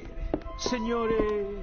This is Constable Anton Zellner. Signore Zellner, I heard about your feats in the mountains. Welcome aboard the MS Lydia. Thank you, Captain. I didn't know you'd be taking part in the journey, but I'm glad to have you with us. I'll have a nice cabin prepared for you immediately. The constable will not be joining us. He has other duties. Oh, that's too bad. I would have loved to hear about his adventures from the man himself. I'd like to accept your offer, but unfortunately, higher powers prevent it. I am sorry to hear that. We are by no means full, and have plenty of room for one more passenger. The constable just wants to have a quick look around and then leave before we set sail. When will that be? In about 15 minutes. There you have it, Constable. May I ask how to get to the cargo hold? Oh, Signore, there are much nicer places on board. But I'm interested in the cargo hold. Why is that? One of the trunks seems suspicious to me. Someone could be hidden in it. You? You want to imply that the most brilliant and probably richest thief in all of Europe is stowing away in a trunk? That's not his style. That's what makes it more likely that it's not him, but a copycat who's behind all this. And a copycat's style might include doing whatever it takes, like hiding in a trunk if they've lost the ticket. Oh, come now. Actually, it would be possible for a registered passenger to board the ship without a ticket. What do you mean? You can't buy a ticket for the Lydia at the counter. You book the trip in advance. We know the names of all the passengers. As long as a passenger is on the guest list, we let them board the ship. Doesn't matter if they have a ticket or not.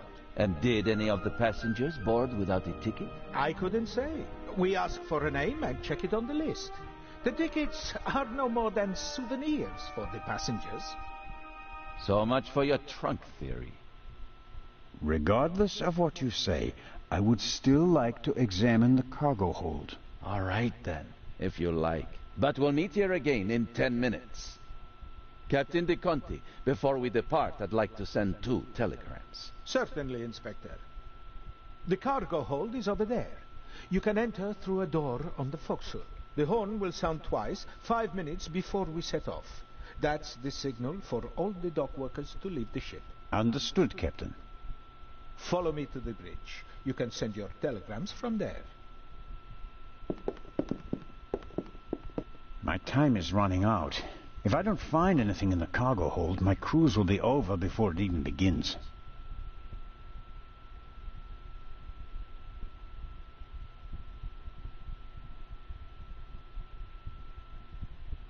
Oh, no.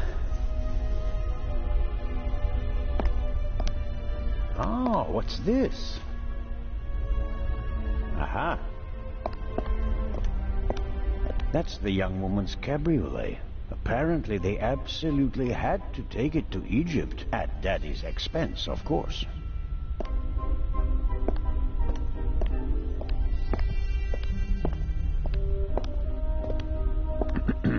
Hello? Come on out. The game's up. I'm opening the trunk.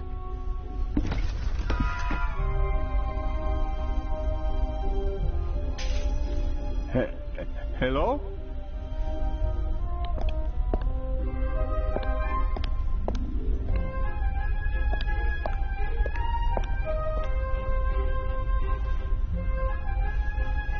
The shards are... Phew. I startled too easily.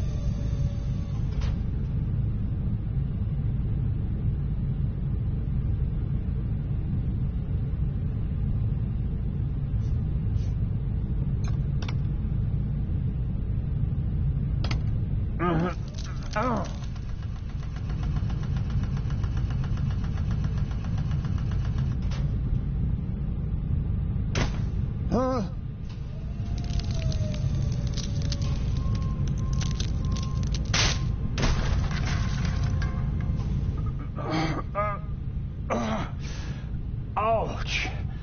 Damn. Ah!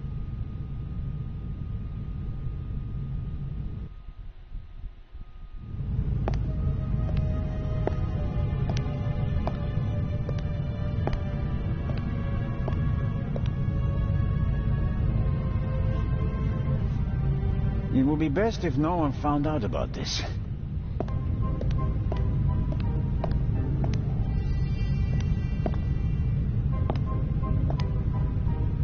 There's some blood and hair stuck to the pipe. Hair I really can't afford to lose. I'll hold it on the blood-spattered end. After all, we already know who the victim is.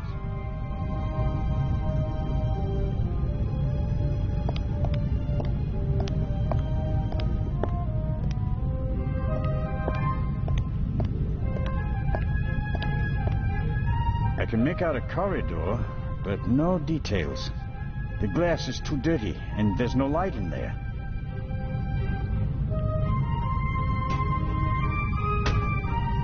Even with a bit of leverage, it won't budge.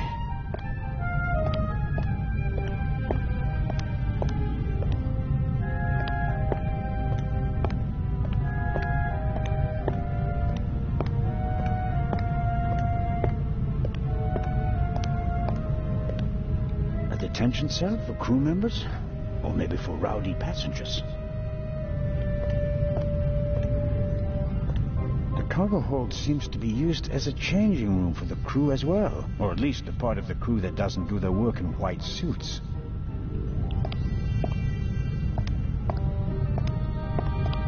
The shot hit this crate. The question is, was the gunman actually trying to hit it? And if so, why?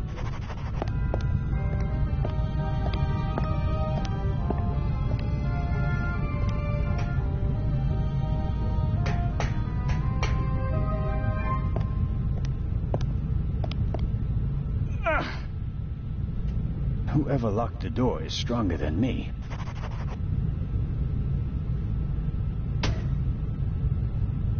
I should be careful. The gunman may still be nearby.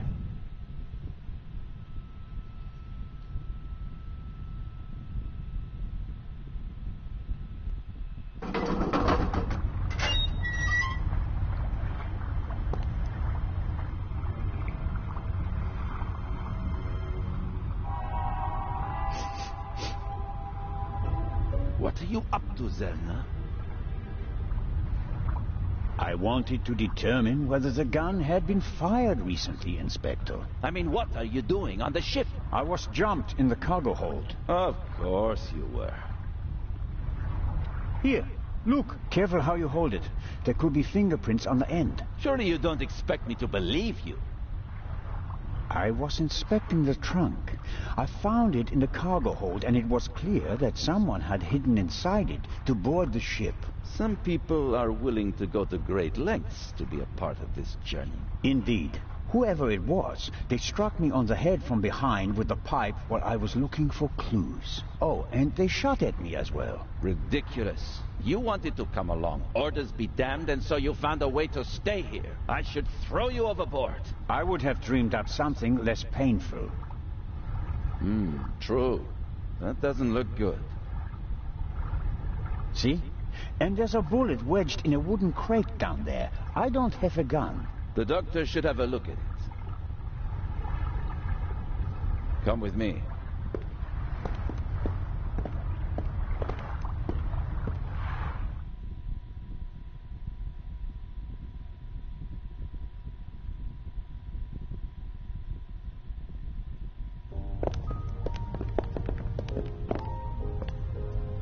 Inspector Legrand and Constable Zelna. So you have decided to join us on our journey after all? So it would seem.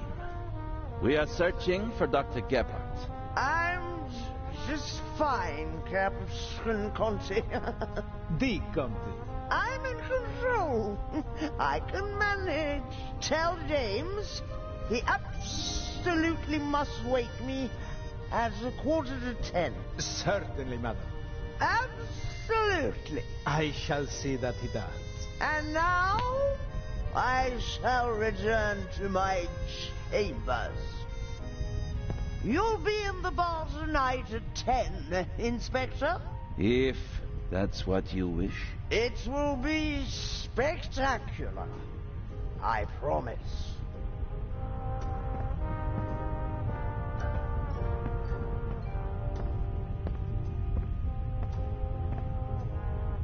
The fresh sea air, and perhaps a glass of champagne to many.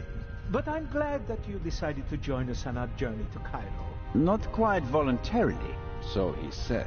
I was jumped from behind. But no, that is...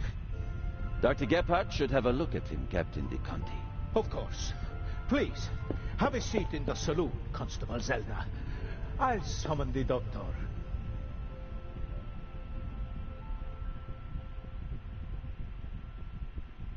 Ah, Doctor, there you are. Our brave Constable Zelna was attacked. Struck on the head.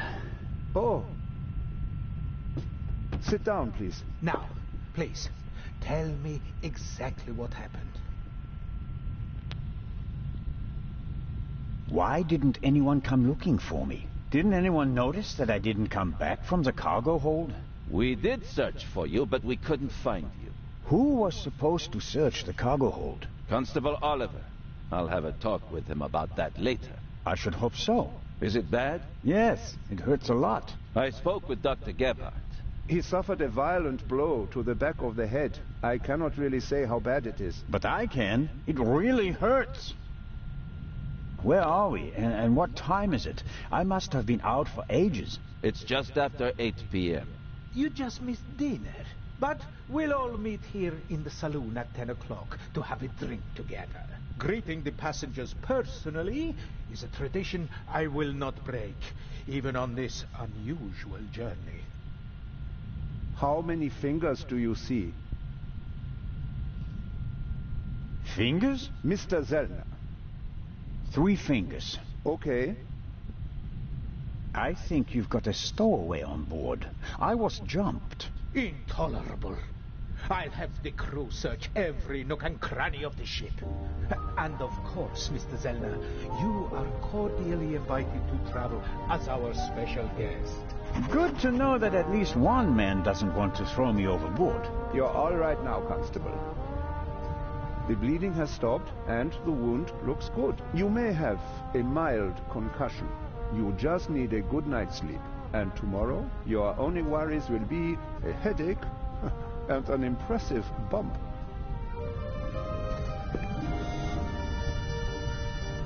Thanks. That's a good enough reason to celebrate. Enough about crooks and thieves. From now on, you can start to enjoy your free cruise. Inspector! What? A dark shadow. Upper deck, just now. Go, let's have a look. I'll join you. Me too. No, you stay here.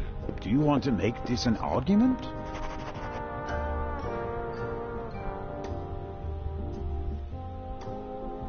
Robert, go to the Baroness and don't let her out of your sight.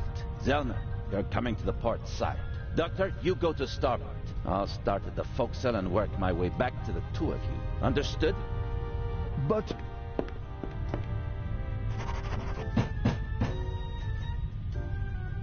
Baroness von Trebitz.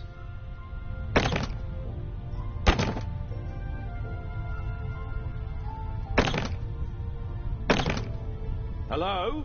Baroness von Trebitz? Open the door. All right, Doc. I'm off. Oh no, I'm not going on a manhunt all by myself.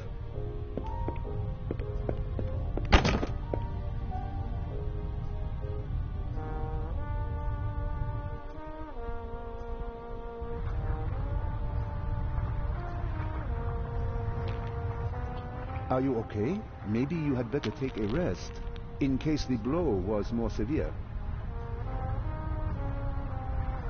I'm okay. Zellner, up here. Come on. I think it came from up there.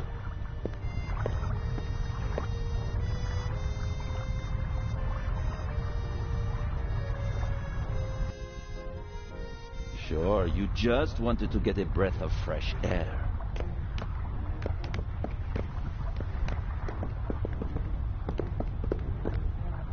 Zellner, look who we have here. Well, if that's not our shadow. And our stowaway. Spent any time hiding in a trunk recently? Me do nothing.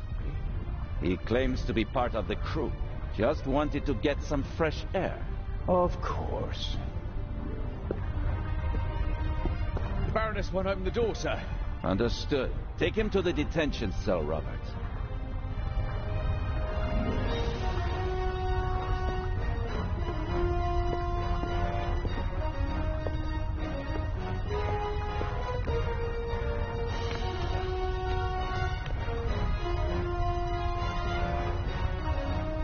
You were right. There was a stowaway. Yes, but he can't be the Raven. He's too young. Right, but that doesn't mean that the Raven isn't lurking here as well. What was that? A shot. It came from one of the cabins.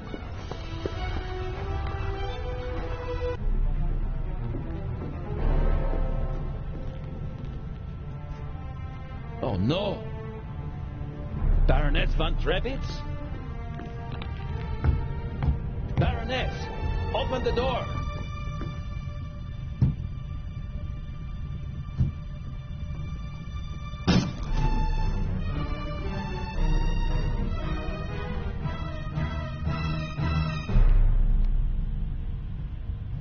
Step aside, please.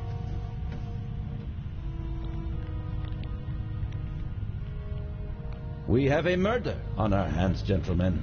Hurry, Zellner. The murderer still has to be nearby. There's practically no one on deck. Anyone who's outside is a suspect. This time, we'll get him. Zellner, are you okay? Yes. Come on. We have to. Zellner? Zellner! Murder!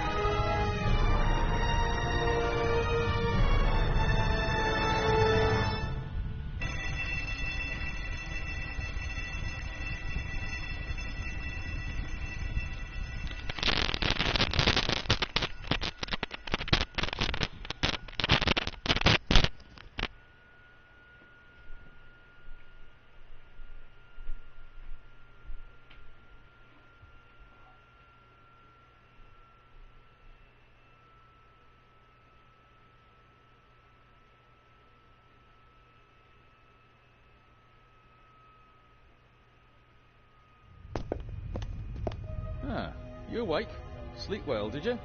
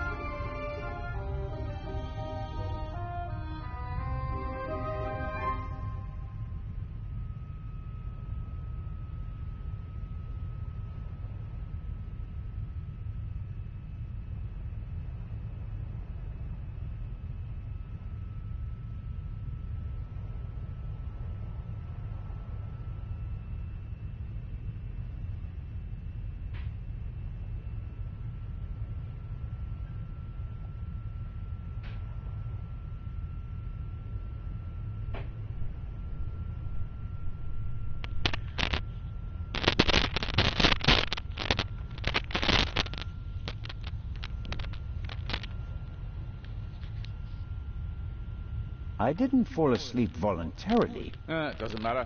We got along just fine without you. I didn't pass out last night because of the blow to my head, did I? Seems unlikely. Inspector Legrand thinks you were drugged. But how? The champagne. Who gave you the glass of champagne? Captain de Conti. Interesting. What's the state of play? How was the Baroness killed? The Baroness was shot in the chest at close range. We'll know more once the doc finishes examining the body in the medical centre. And no one saw anything suspicious? No one saw a shadowy raven leaving the Baroness's cabin, if that's what you mean. A lot of people heard the gunshot. Inspector Legrand wants to question the passengers again this morning, once they've all calmed down, and he's had a chance to examine the evidence. I suppose that you and Legrand inspected the crime scene and the surroundings. Of course, and we already hit the jackpot. The murder weapon. Really? Where did you find it? On the gangway. The gangway for boarding the ship folds up and hooks onto the hull when it's not being used. The murderer probably wanted to throw the gun into the sea. He casually dropped it overboard. But it landed on the gangway. Bad luck. But Legrand and I were on the side deck right after the shot. There was no one there. Maybe the murderer threw the gun away later. We recovered it in the early hours. Have you arrested anyone yet? You mean besides the Arab? He could hardly have committed the murder. You must have been with him when it happened. We heard the shot on the forecastle. I locked our friend in the detention cell in the cargo hold, and then went up to assist Legrand. You were already sleeping the sleep of the just. About the champagne, shouldn't it be possible to find traces of the tranquilizer in the glass? That is exactly what Legrand is trying to do. Without a laboratory? Oh, he's got a lab. His cabin is packed with all the latest forensic stuff. It's quite impressive what the inspector can do. A competent man, no doubt. And surprisingly well prepared. And diligent. He's been at it all night with his brushes and tinctures and glasses and everything. Working like a man possessed. I wouldn't want to be the Raven now. Besides the Arab, has anyone else aroused your suspicion? No. Seconds after the alarm went off, the decks were swarming with frightened passengers. Yes. A clever way to stay incognito during the commotion. But we still have our primary suspect, the Raven. You really think he's returned? Well, I think that no one knows as much about the Raven as Legrand. But still, it all seems so incredible. I think I'll look for Inspector Legrand now. Do what you think's best. You won't get rid of me. I'm here to stay, Constable Oliver. Be that as it may, Inspector Legrand ordered me to guard the cargo hold with our special guest. That's fine by me. Inspector Legrand may be able to get by without sleep for days on end, but not me. It's not easy playing with the big boys, Constable Zellner. No, it certainly isn't.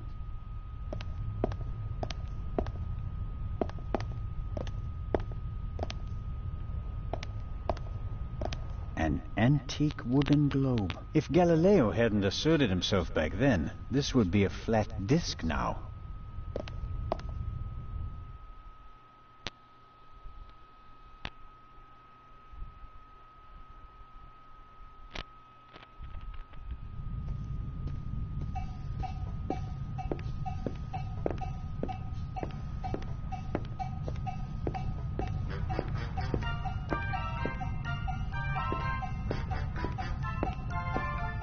How wonderful.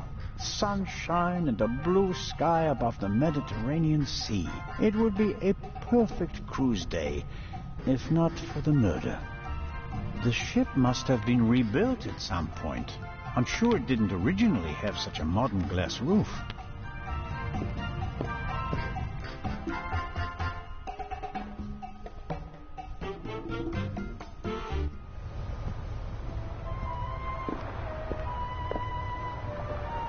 Big, soft towels. I could reserve a deck chair with it.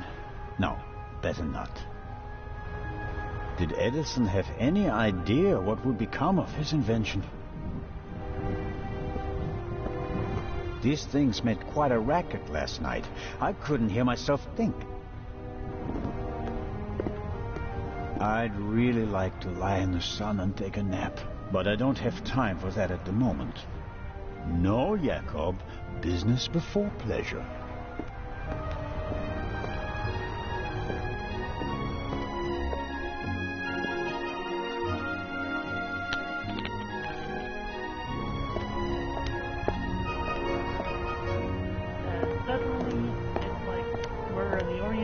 death of the Curious. One can easily toss a gun into the sea from almost anywhere on the ship without being noticed. And yet, the murderer chose the one spot where it's not actually possible. The gangway is hard to miss. Why did the murderer drop the gun on the gangway? They must have noticed their mistake, even if their back was to the sea. So, why didn't they take the gun and throw it a few meters farther into the sea?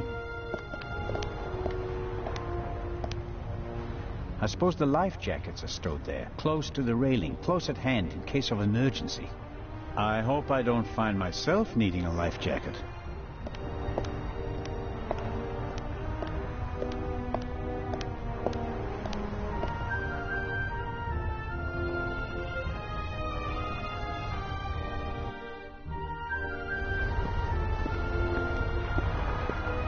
We were here yesterday when we heard the shot, and it was also here where Legrand caught our stowaway.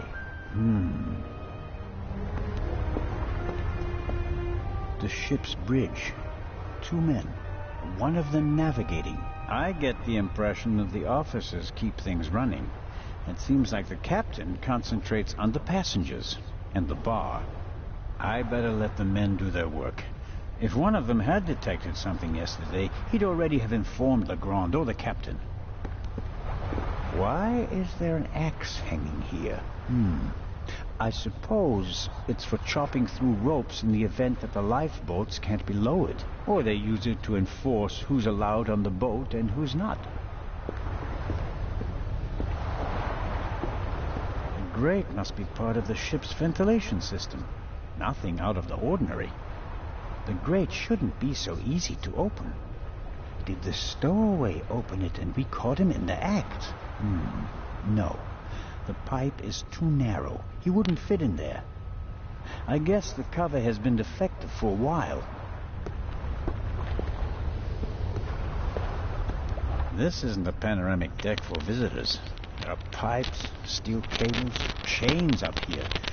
You can smell the smoke from the funnel. I have no idea how the ship works, and I really don't care, as long as it stays afloat. A boat like this would also make a good hideout for a stowaway. Were the tarpaulins arranged like that on purpose so that no one could put them back in order once they get in? You can tell at a glance that everything is ship-shape with this boat.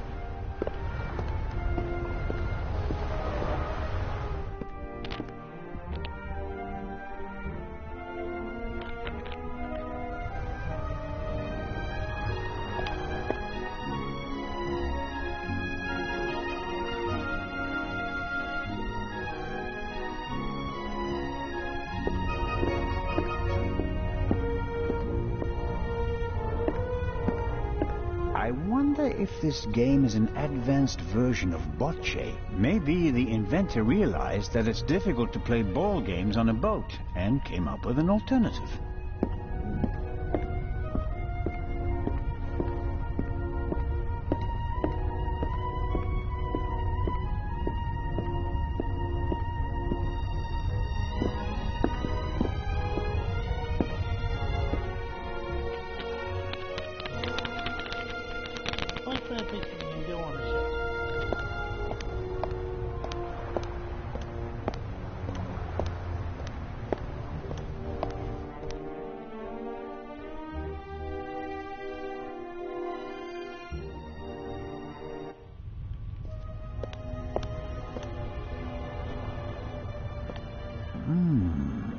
The cabin was sealed. I'm pretty sure the seal doesn't have any legal relevance here on the open sea, but I'm still dependent on Legrand letting me join his team. I better not blow it by breaking his seal without permission.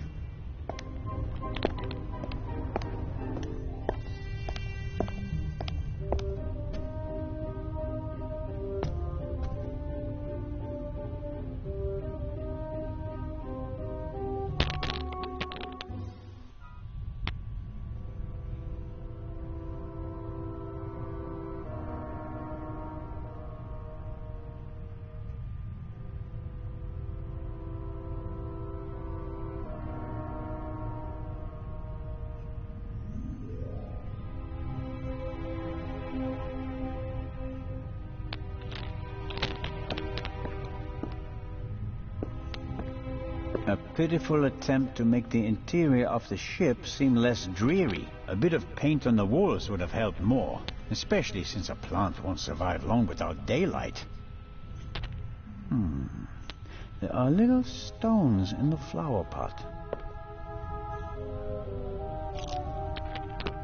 Not only does the poor plant have to make do without sunlight, it doesn't have any soil either.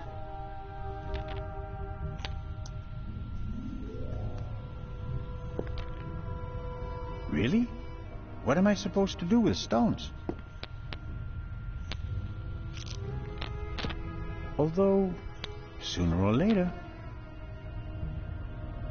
A model of the Lydia before it was rebuilt. It used to be a freighter. The wide hallways, the cabins, and the saloon were added later.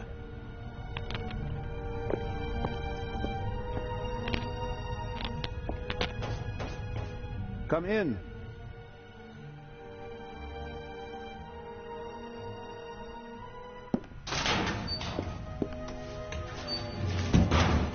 Hello, Dr. Gebhardt.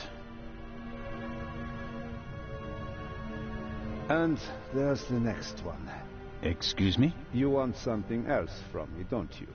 I'm afraid I do. What a first day at work. Well... What's the result of your examination of the victim? She's dead. I didn't make you work all night long, Dr. Gebhardt. She was shot. Point-blank shot. Probably with a pistol. It seems like she was lying in bed. The shot struck her heart. She died immediately. One shot? More were unnecessary. And we only heard one shot, no? And there's just one entrance wound. Just one. I am told that I was drugged. That's how it seems. What can you tell me about it? Me? Why should that be my business? Haven't you analyzed the glass? No, I haven't. The inspector said he's the better chemist. I let him do it. That way I could at least concentrate on the body. Do you think the Baroness might have been drugged? She was very tired and unsteady when Legrand and I saw her. Yeah, I heard about that. I must have just missed her in the saloon. And without having seen her myself, it is hard to make a diagnosis. Of course. Can you say something about her general health? She was quite overweight, and the butler said that she suffered from diabetes. Despite that, she hadn't visited a doctor for several years. Doesn't sound good. Happens more frequently than you might suppose. Some people are scared of doctors and pay with an early death. It is possible that the Baroness wouldn't have lived much longer anyway. Do you know whose glass I drank from? What do you mean? Captain de Conti handed me a glass of champagne. But where did he get it? I don't know. Did you ask him? I'm just asking because you were also in the saloon when the champagne was served. Yes, but I only entered the saloon a few seconds before you did. I didn't manage to get a drink myself. Which, in retrospect, is lucky. Ah, you're right about that. Have you already removed the bullet? Did Legrand send you? What is that Frenchman's problem? I already told you. I will get in touch as soon as I have it. That is also what I told the constable, who he kept sending all night long, once I finally got rid of Legrand himself. Did he look over your shoulder? He probably wanted to take the scalpel from my hand and hack away himself. But this is my surgery, and I will not let amateurs interfere with my work. That's understandable.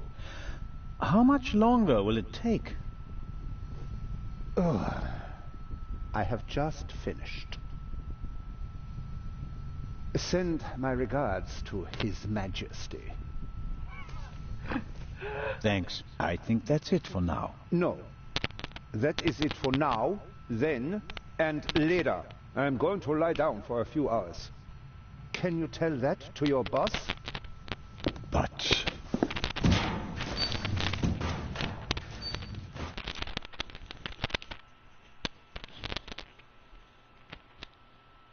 Could I at least have the key? Absolutely not. But if we have to examine the victim again... Then the esteemed inspector knows where to find me. In my cabin. In bed. Good night, Constable Zellner.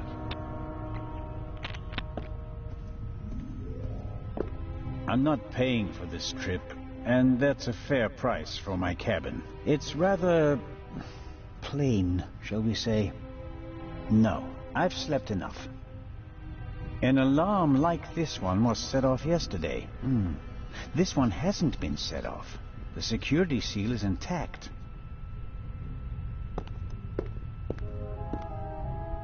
That is Legrand's cabin. Come in.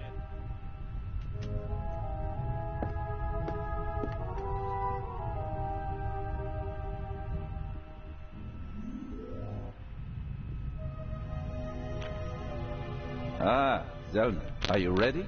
Good morning, Inspector Legrand. My head is pounding, but I think I'm okay. Chloral hydrate. That's why you had a headache.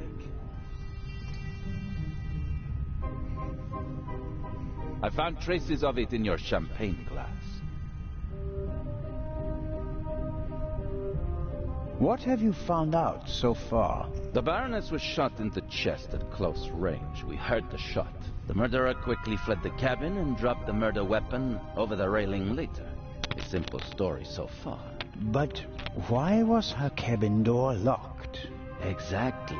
If the murderer wanted to make it seem like a suicide, he'd have shot her in the head and left the gun at the crime scene. And if it was murder, why did he go to all the trouble of locking the door from inside? And how did he manage that anyway? Especially since we arrived just a few seconds later and didn't see anyone near the cabin. Something doesn't make sense here. No, it doesn't, and it's driving me crazy. Did you find the murder weapon? On the gangway on the side of the ship. I suspect the murderer tried to drop it into the sea. He would have stood close to the railing to let it fall unseen. And since he doesn't know the ship, he had bad luck and dropped it right onto the gangway. Indeed. And do you find that probable? Not a bit. Neither do I. What kind of a gun is it? A pistol. A Luger 08.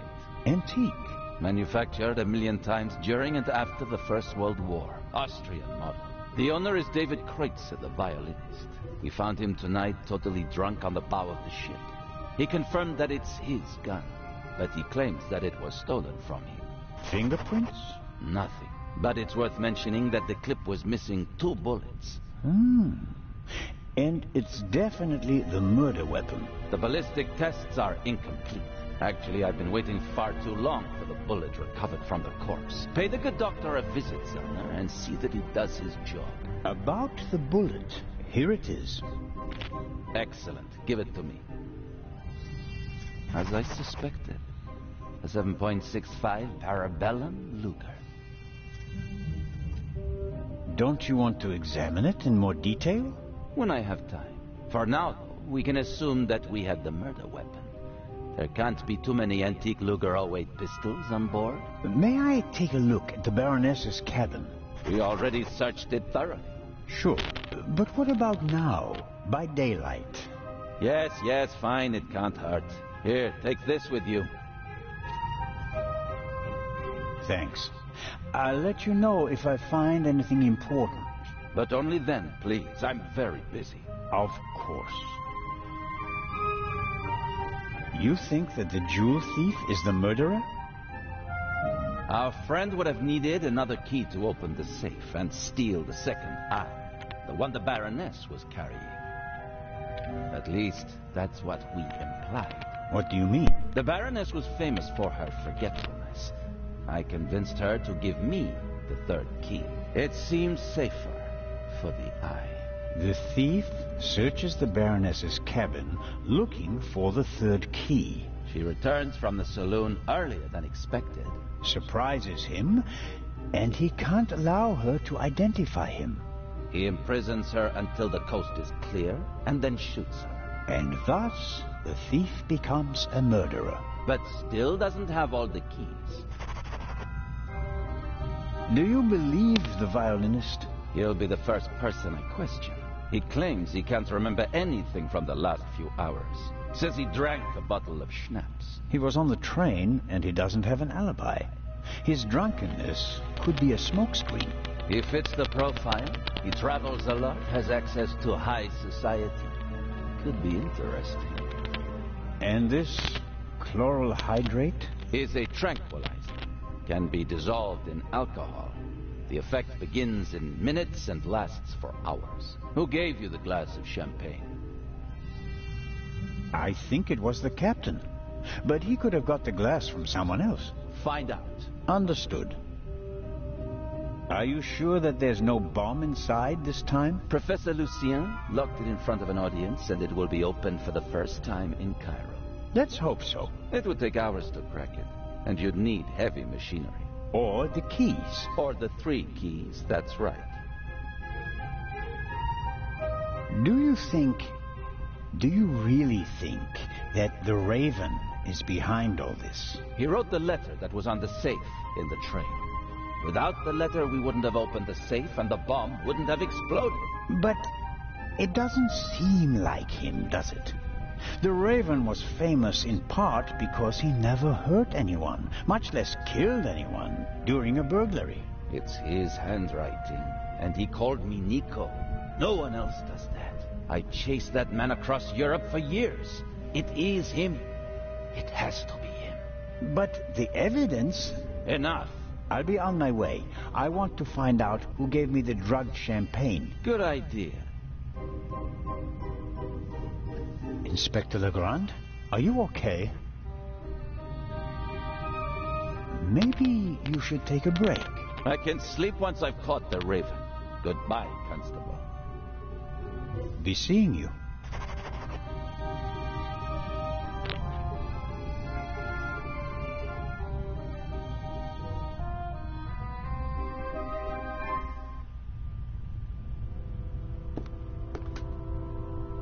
Legrand is risking not just his career, but his health as well on his hunt for the Raven. He's working like a demon. Maybe that's why he caught the Raven and no one else.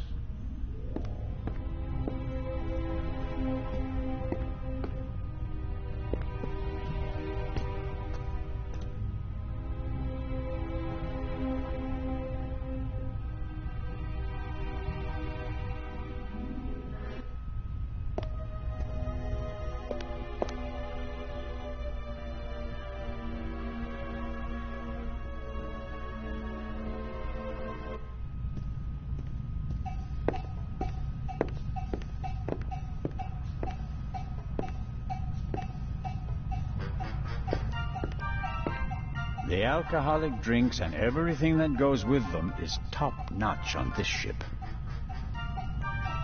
Fresh ice and tongs.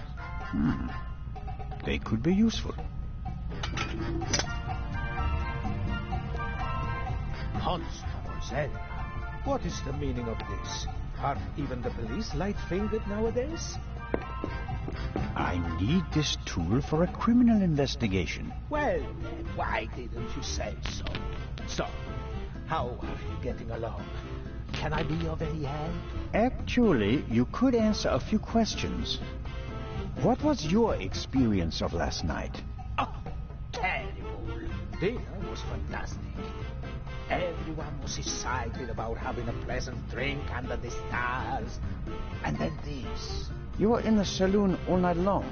As the captain, I have to care for my passengers. After you and the others crashed out, I tried to maintain a festive atmosphere. But when the alarm goes off, I lose the battle. How was the Baroness? She really surprised me. After she was so unapproachable at the reception and didn't show her face for the entire afternoon, I was afraid she was one of the beaux and bourgeoisie. But then she arrived in the early evening in the best of moods. Already had a few, if you know what I mean. Did she say anything to you? She asked me where Legrand's cabin was. I told her, then invited her to come for drinks in the evening. I said it would be great fun. The whole ship will be there, and you don't want to miss that, I told her. And then? She seemed to like the idea. She smiled and then left again for a few minutes. Then she came back and seemed very happy. We drank a toast to life. But at some point she didn't feel well anymore? She overdid it a bit. She suddenly started to swoon and almost spilled her drink. I asked her if she wanted to rest for a moment in her cabin. At first, she didn't want to. She definitely wanted to stay in the saloon. But then she realized that she really did need to lie down. We left together. You know the rest of the story. Did everyone drink from the same bottle of champagne last night? There was more than one bottle, if that's what you mean. There were quite a few guests, and the event lasted several hours. The last bottle of champagne, the one the Baroness drank from, did anyone else drink from it? Certainly. We have reason to believe that the champagne was drugged. Incredible. But wouldn't that have made everyone drowsy? Not if it was only the Baroness's glass that was drugged. I see. That's possible. On a night like that, many glasses are filled and emptied. There are several stewards, many guests. No one keeps track of every glass and every bottle. A few drops in a glass? Yes, it's certainly possible. The glass you handed me last night, where did you get it? Ah, I understand. You think your glass was poisoned as well? Did you pour it yourself? No. I saw that you weren't doing so well and wanted to rescue the situation. I took the first available glass and I give it to you. Was it on the table? No, I hurry over to you, together with Dr. Gebhardt, who... Of course, he had the glass in his hand. He was looking around for a place to set it down, so that he could examine you. I took it from him. And gave it to me? I'd like to apologize for that, but you look so worse for the wear, and I just wanted to comfort you. I didn't think of looking for a new glass for you. So the doctor had the drugged glass in his hand. Is it possible to find out where the alarm was set off? I'm afraid not. There are alarms all over the ship. I saw that they're sealed. Can't we just check whether the seal is broken? I'm afraid they're gonna be missing on a lot of alarms. You know, this is an old ship, and over the years... So, you're saying that the alarms haven't been regularly maintained? I'll inform the crew immediately, of course. Of course.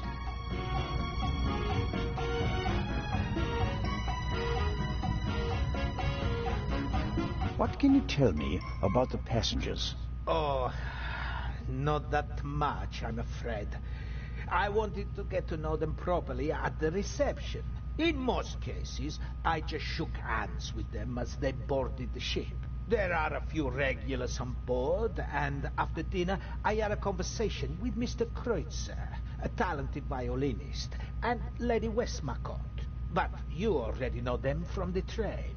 It seems like there aren't that many passengers on board.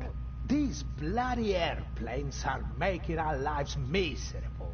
Can you imagine? Grown men prefer to jam themselves into a narrow metal coffins instead of enjoying the fresh sea air on a ship.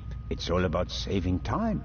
It shouldn't be about how much time it takes to get from A to B, but about how you spend that time.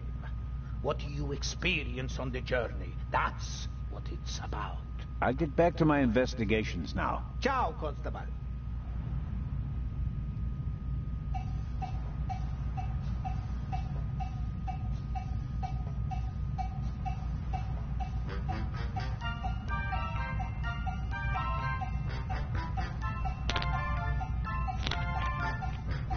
Captain DeConti is sitting at the bar again. He gave me the glass of champagne last night. Lady Westmacott seems to be an early bird, but maybe that's just because of all the excitement. I saw a twinkle in her eye on the train. She's eager to be part of a real detective story. Lady Westmacott, already on your... Oh. Constable, don't you think before you speak? I'm sorry. I didn't mean to. No time for chit-chat. What have you found out? We're still working on the case. Actually, I have a couple of questions for you. Please, go ahead. What did you think of our adventure on the train? An extraordinary story, isn't it? I'm glad that you were able to prove yourself, Mr. Zellner. Hopefully not for the last time. I'm glad that everything ended well. I want to thank you sincerely for taking care of Matthew. I can't bear to think about something happening to him. It all worked out in the end. Do you think that the thief from the train and the murderer are the same person?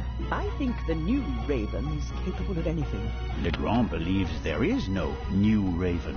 He thinks that the old one has returned. He said that. Do you think it's possible?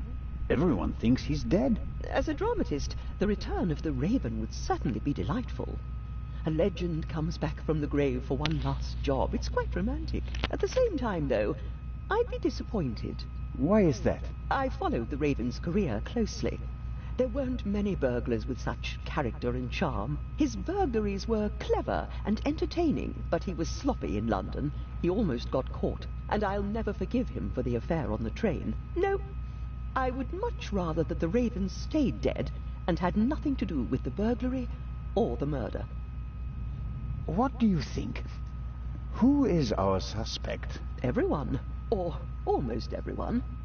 Everyone on board is physically capable of shooting someone, but who has the dark desire to take the life of a defenseless person? One cannot read minds. And one should not try. You have to collect evidence, traces, clues. That's what will lead us to the killer. It won't be like a bad crime novel, in which they introduce a new character shortly before the end who, surprise, surprise, is also the murderer. Murderers leave evidence. They're nervous or unnaturally relaxed. They have to adjust constantly. And because of that, they make mistakes. This is your chance, Constable. If you find the mistake, you'll find your murderer. Have you noticed anything related to the murder? Unfortunately not. I was already in my cabin and missed all the commotion. Damnable old age. You're telling me? Oh, you're still young. At my age, you have to expect that you won't experience much anymore. And although I've written about murder so many times, I've never actually witnessed one. How exciting. I doubt everyone is so relaxed in such a situation. Heartless is the word you're searching for, right, Constable? I certainly didn't want the Baroness to be murdered, but if I can't undo it, then I might as well enjoy it. What do you think of Inspector Legrand? He seems to be as skilled as everyone says. Intelligent, focused. I had a chat with him yesterday, and he impressed me, but there's something haunted in his eyes. I don't think he ever really stopped hunting the Raven. Catching the Raven made him famous. What if he actually shot the wrong person? Unjustified fame bothers people, the good ones at least. And you think he's one of the good ones? Anyone who tries so hard to tear down his own memorial must be honorable. Or insane. I have to be going, Lady Westmacott. Please keep me informed, Constable Zellner. Of course.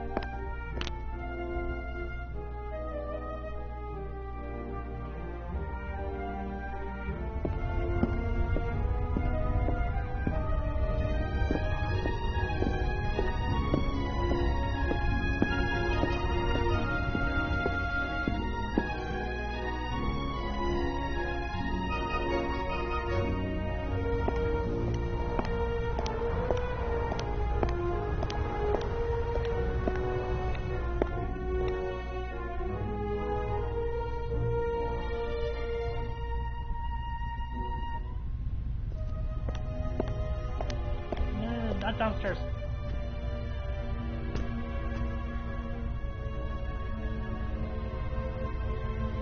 Yeah, once you make a click, you can't undo it.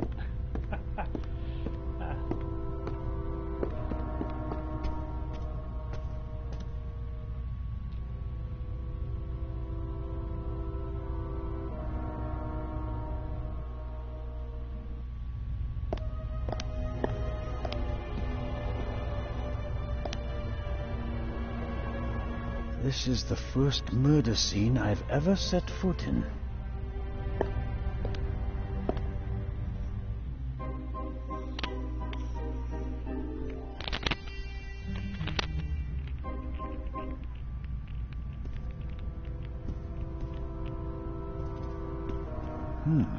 The notepad has the ship's emblem on it. I suppose all the first-class cabins have them.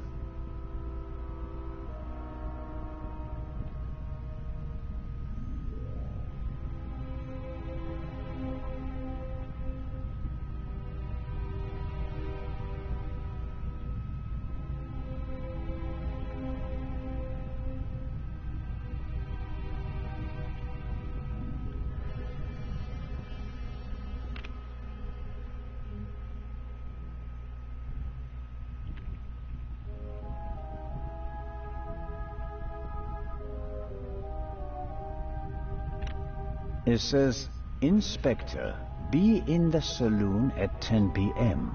There is a murderer on board and I will expose him. B.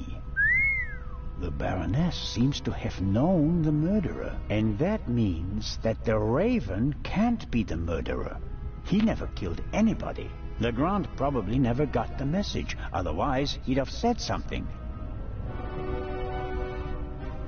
The mannequin surely came with the cabin. A mannequin for the Baroness's clothes would have a more generous figure.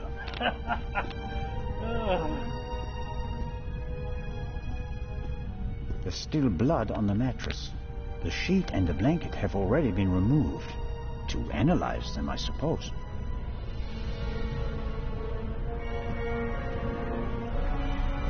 A big, ugly, and impractical vase. If it had a wider opening, one could at least use it as an umbrella stand.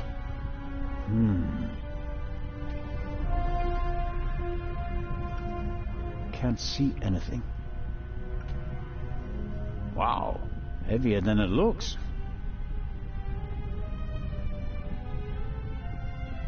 Aha!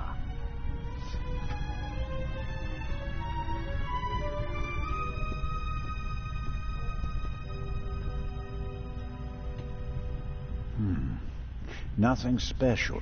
Although, it seems like one of the feathers was scorched at the top. Literally burnt. I'd better take it with me.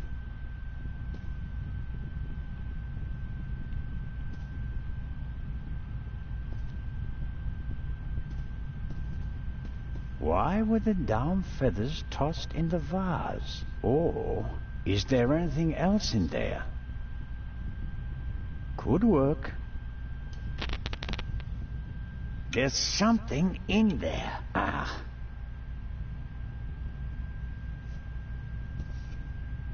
Someone stuffed this in the vase. Looks like it's been used to muffle a gunshot. If this isn't an important discovery, I don't know what is. Legrand, here I come.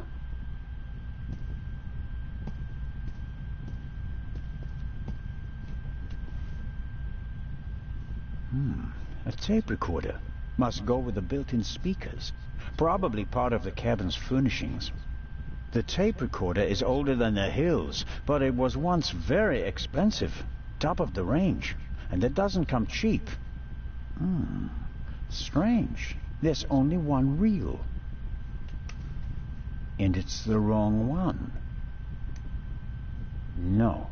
No sign of the original reel. A reel made by Zeibling. I know the brand. Zeibling's tapes can be overwritten many times without losing quality. They're used in offices so that executives can record messages for the secretaries on the same tape over and over again. But they're not good for much else. They're robust, but they don't offer much in terms of sound quality.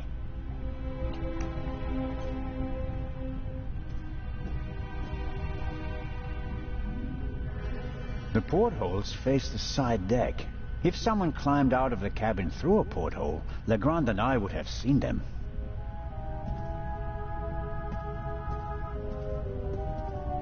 Apparently, the Baroness didn't have time to unpack her bags. Or rather, didn't have time to tell her butler to unpack them for her. Sifting through all that would take ages. But here, the Baroness's handbag. Aha!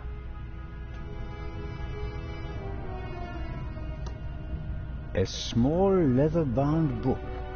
1964 is engraved on it. This must be the Baroness's diary. Cosmetics, a handkerchief, spectacles case. Nothing special. Let's see.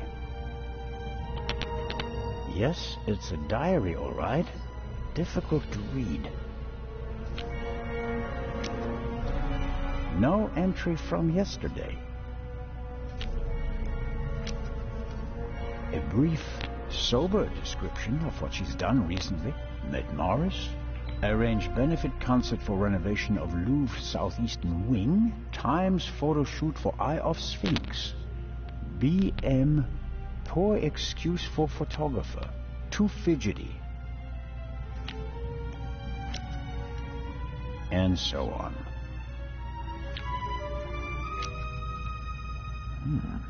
This entry looks strange. The handwriting is shaky. Difficult to read. Dreamt of Bobby. Yesterday would have been his birthday. Next week, Jay's.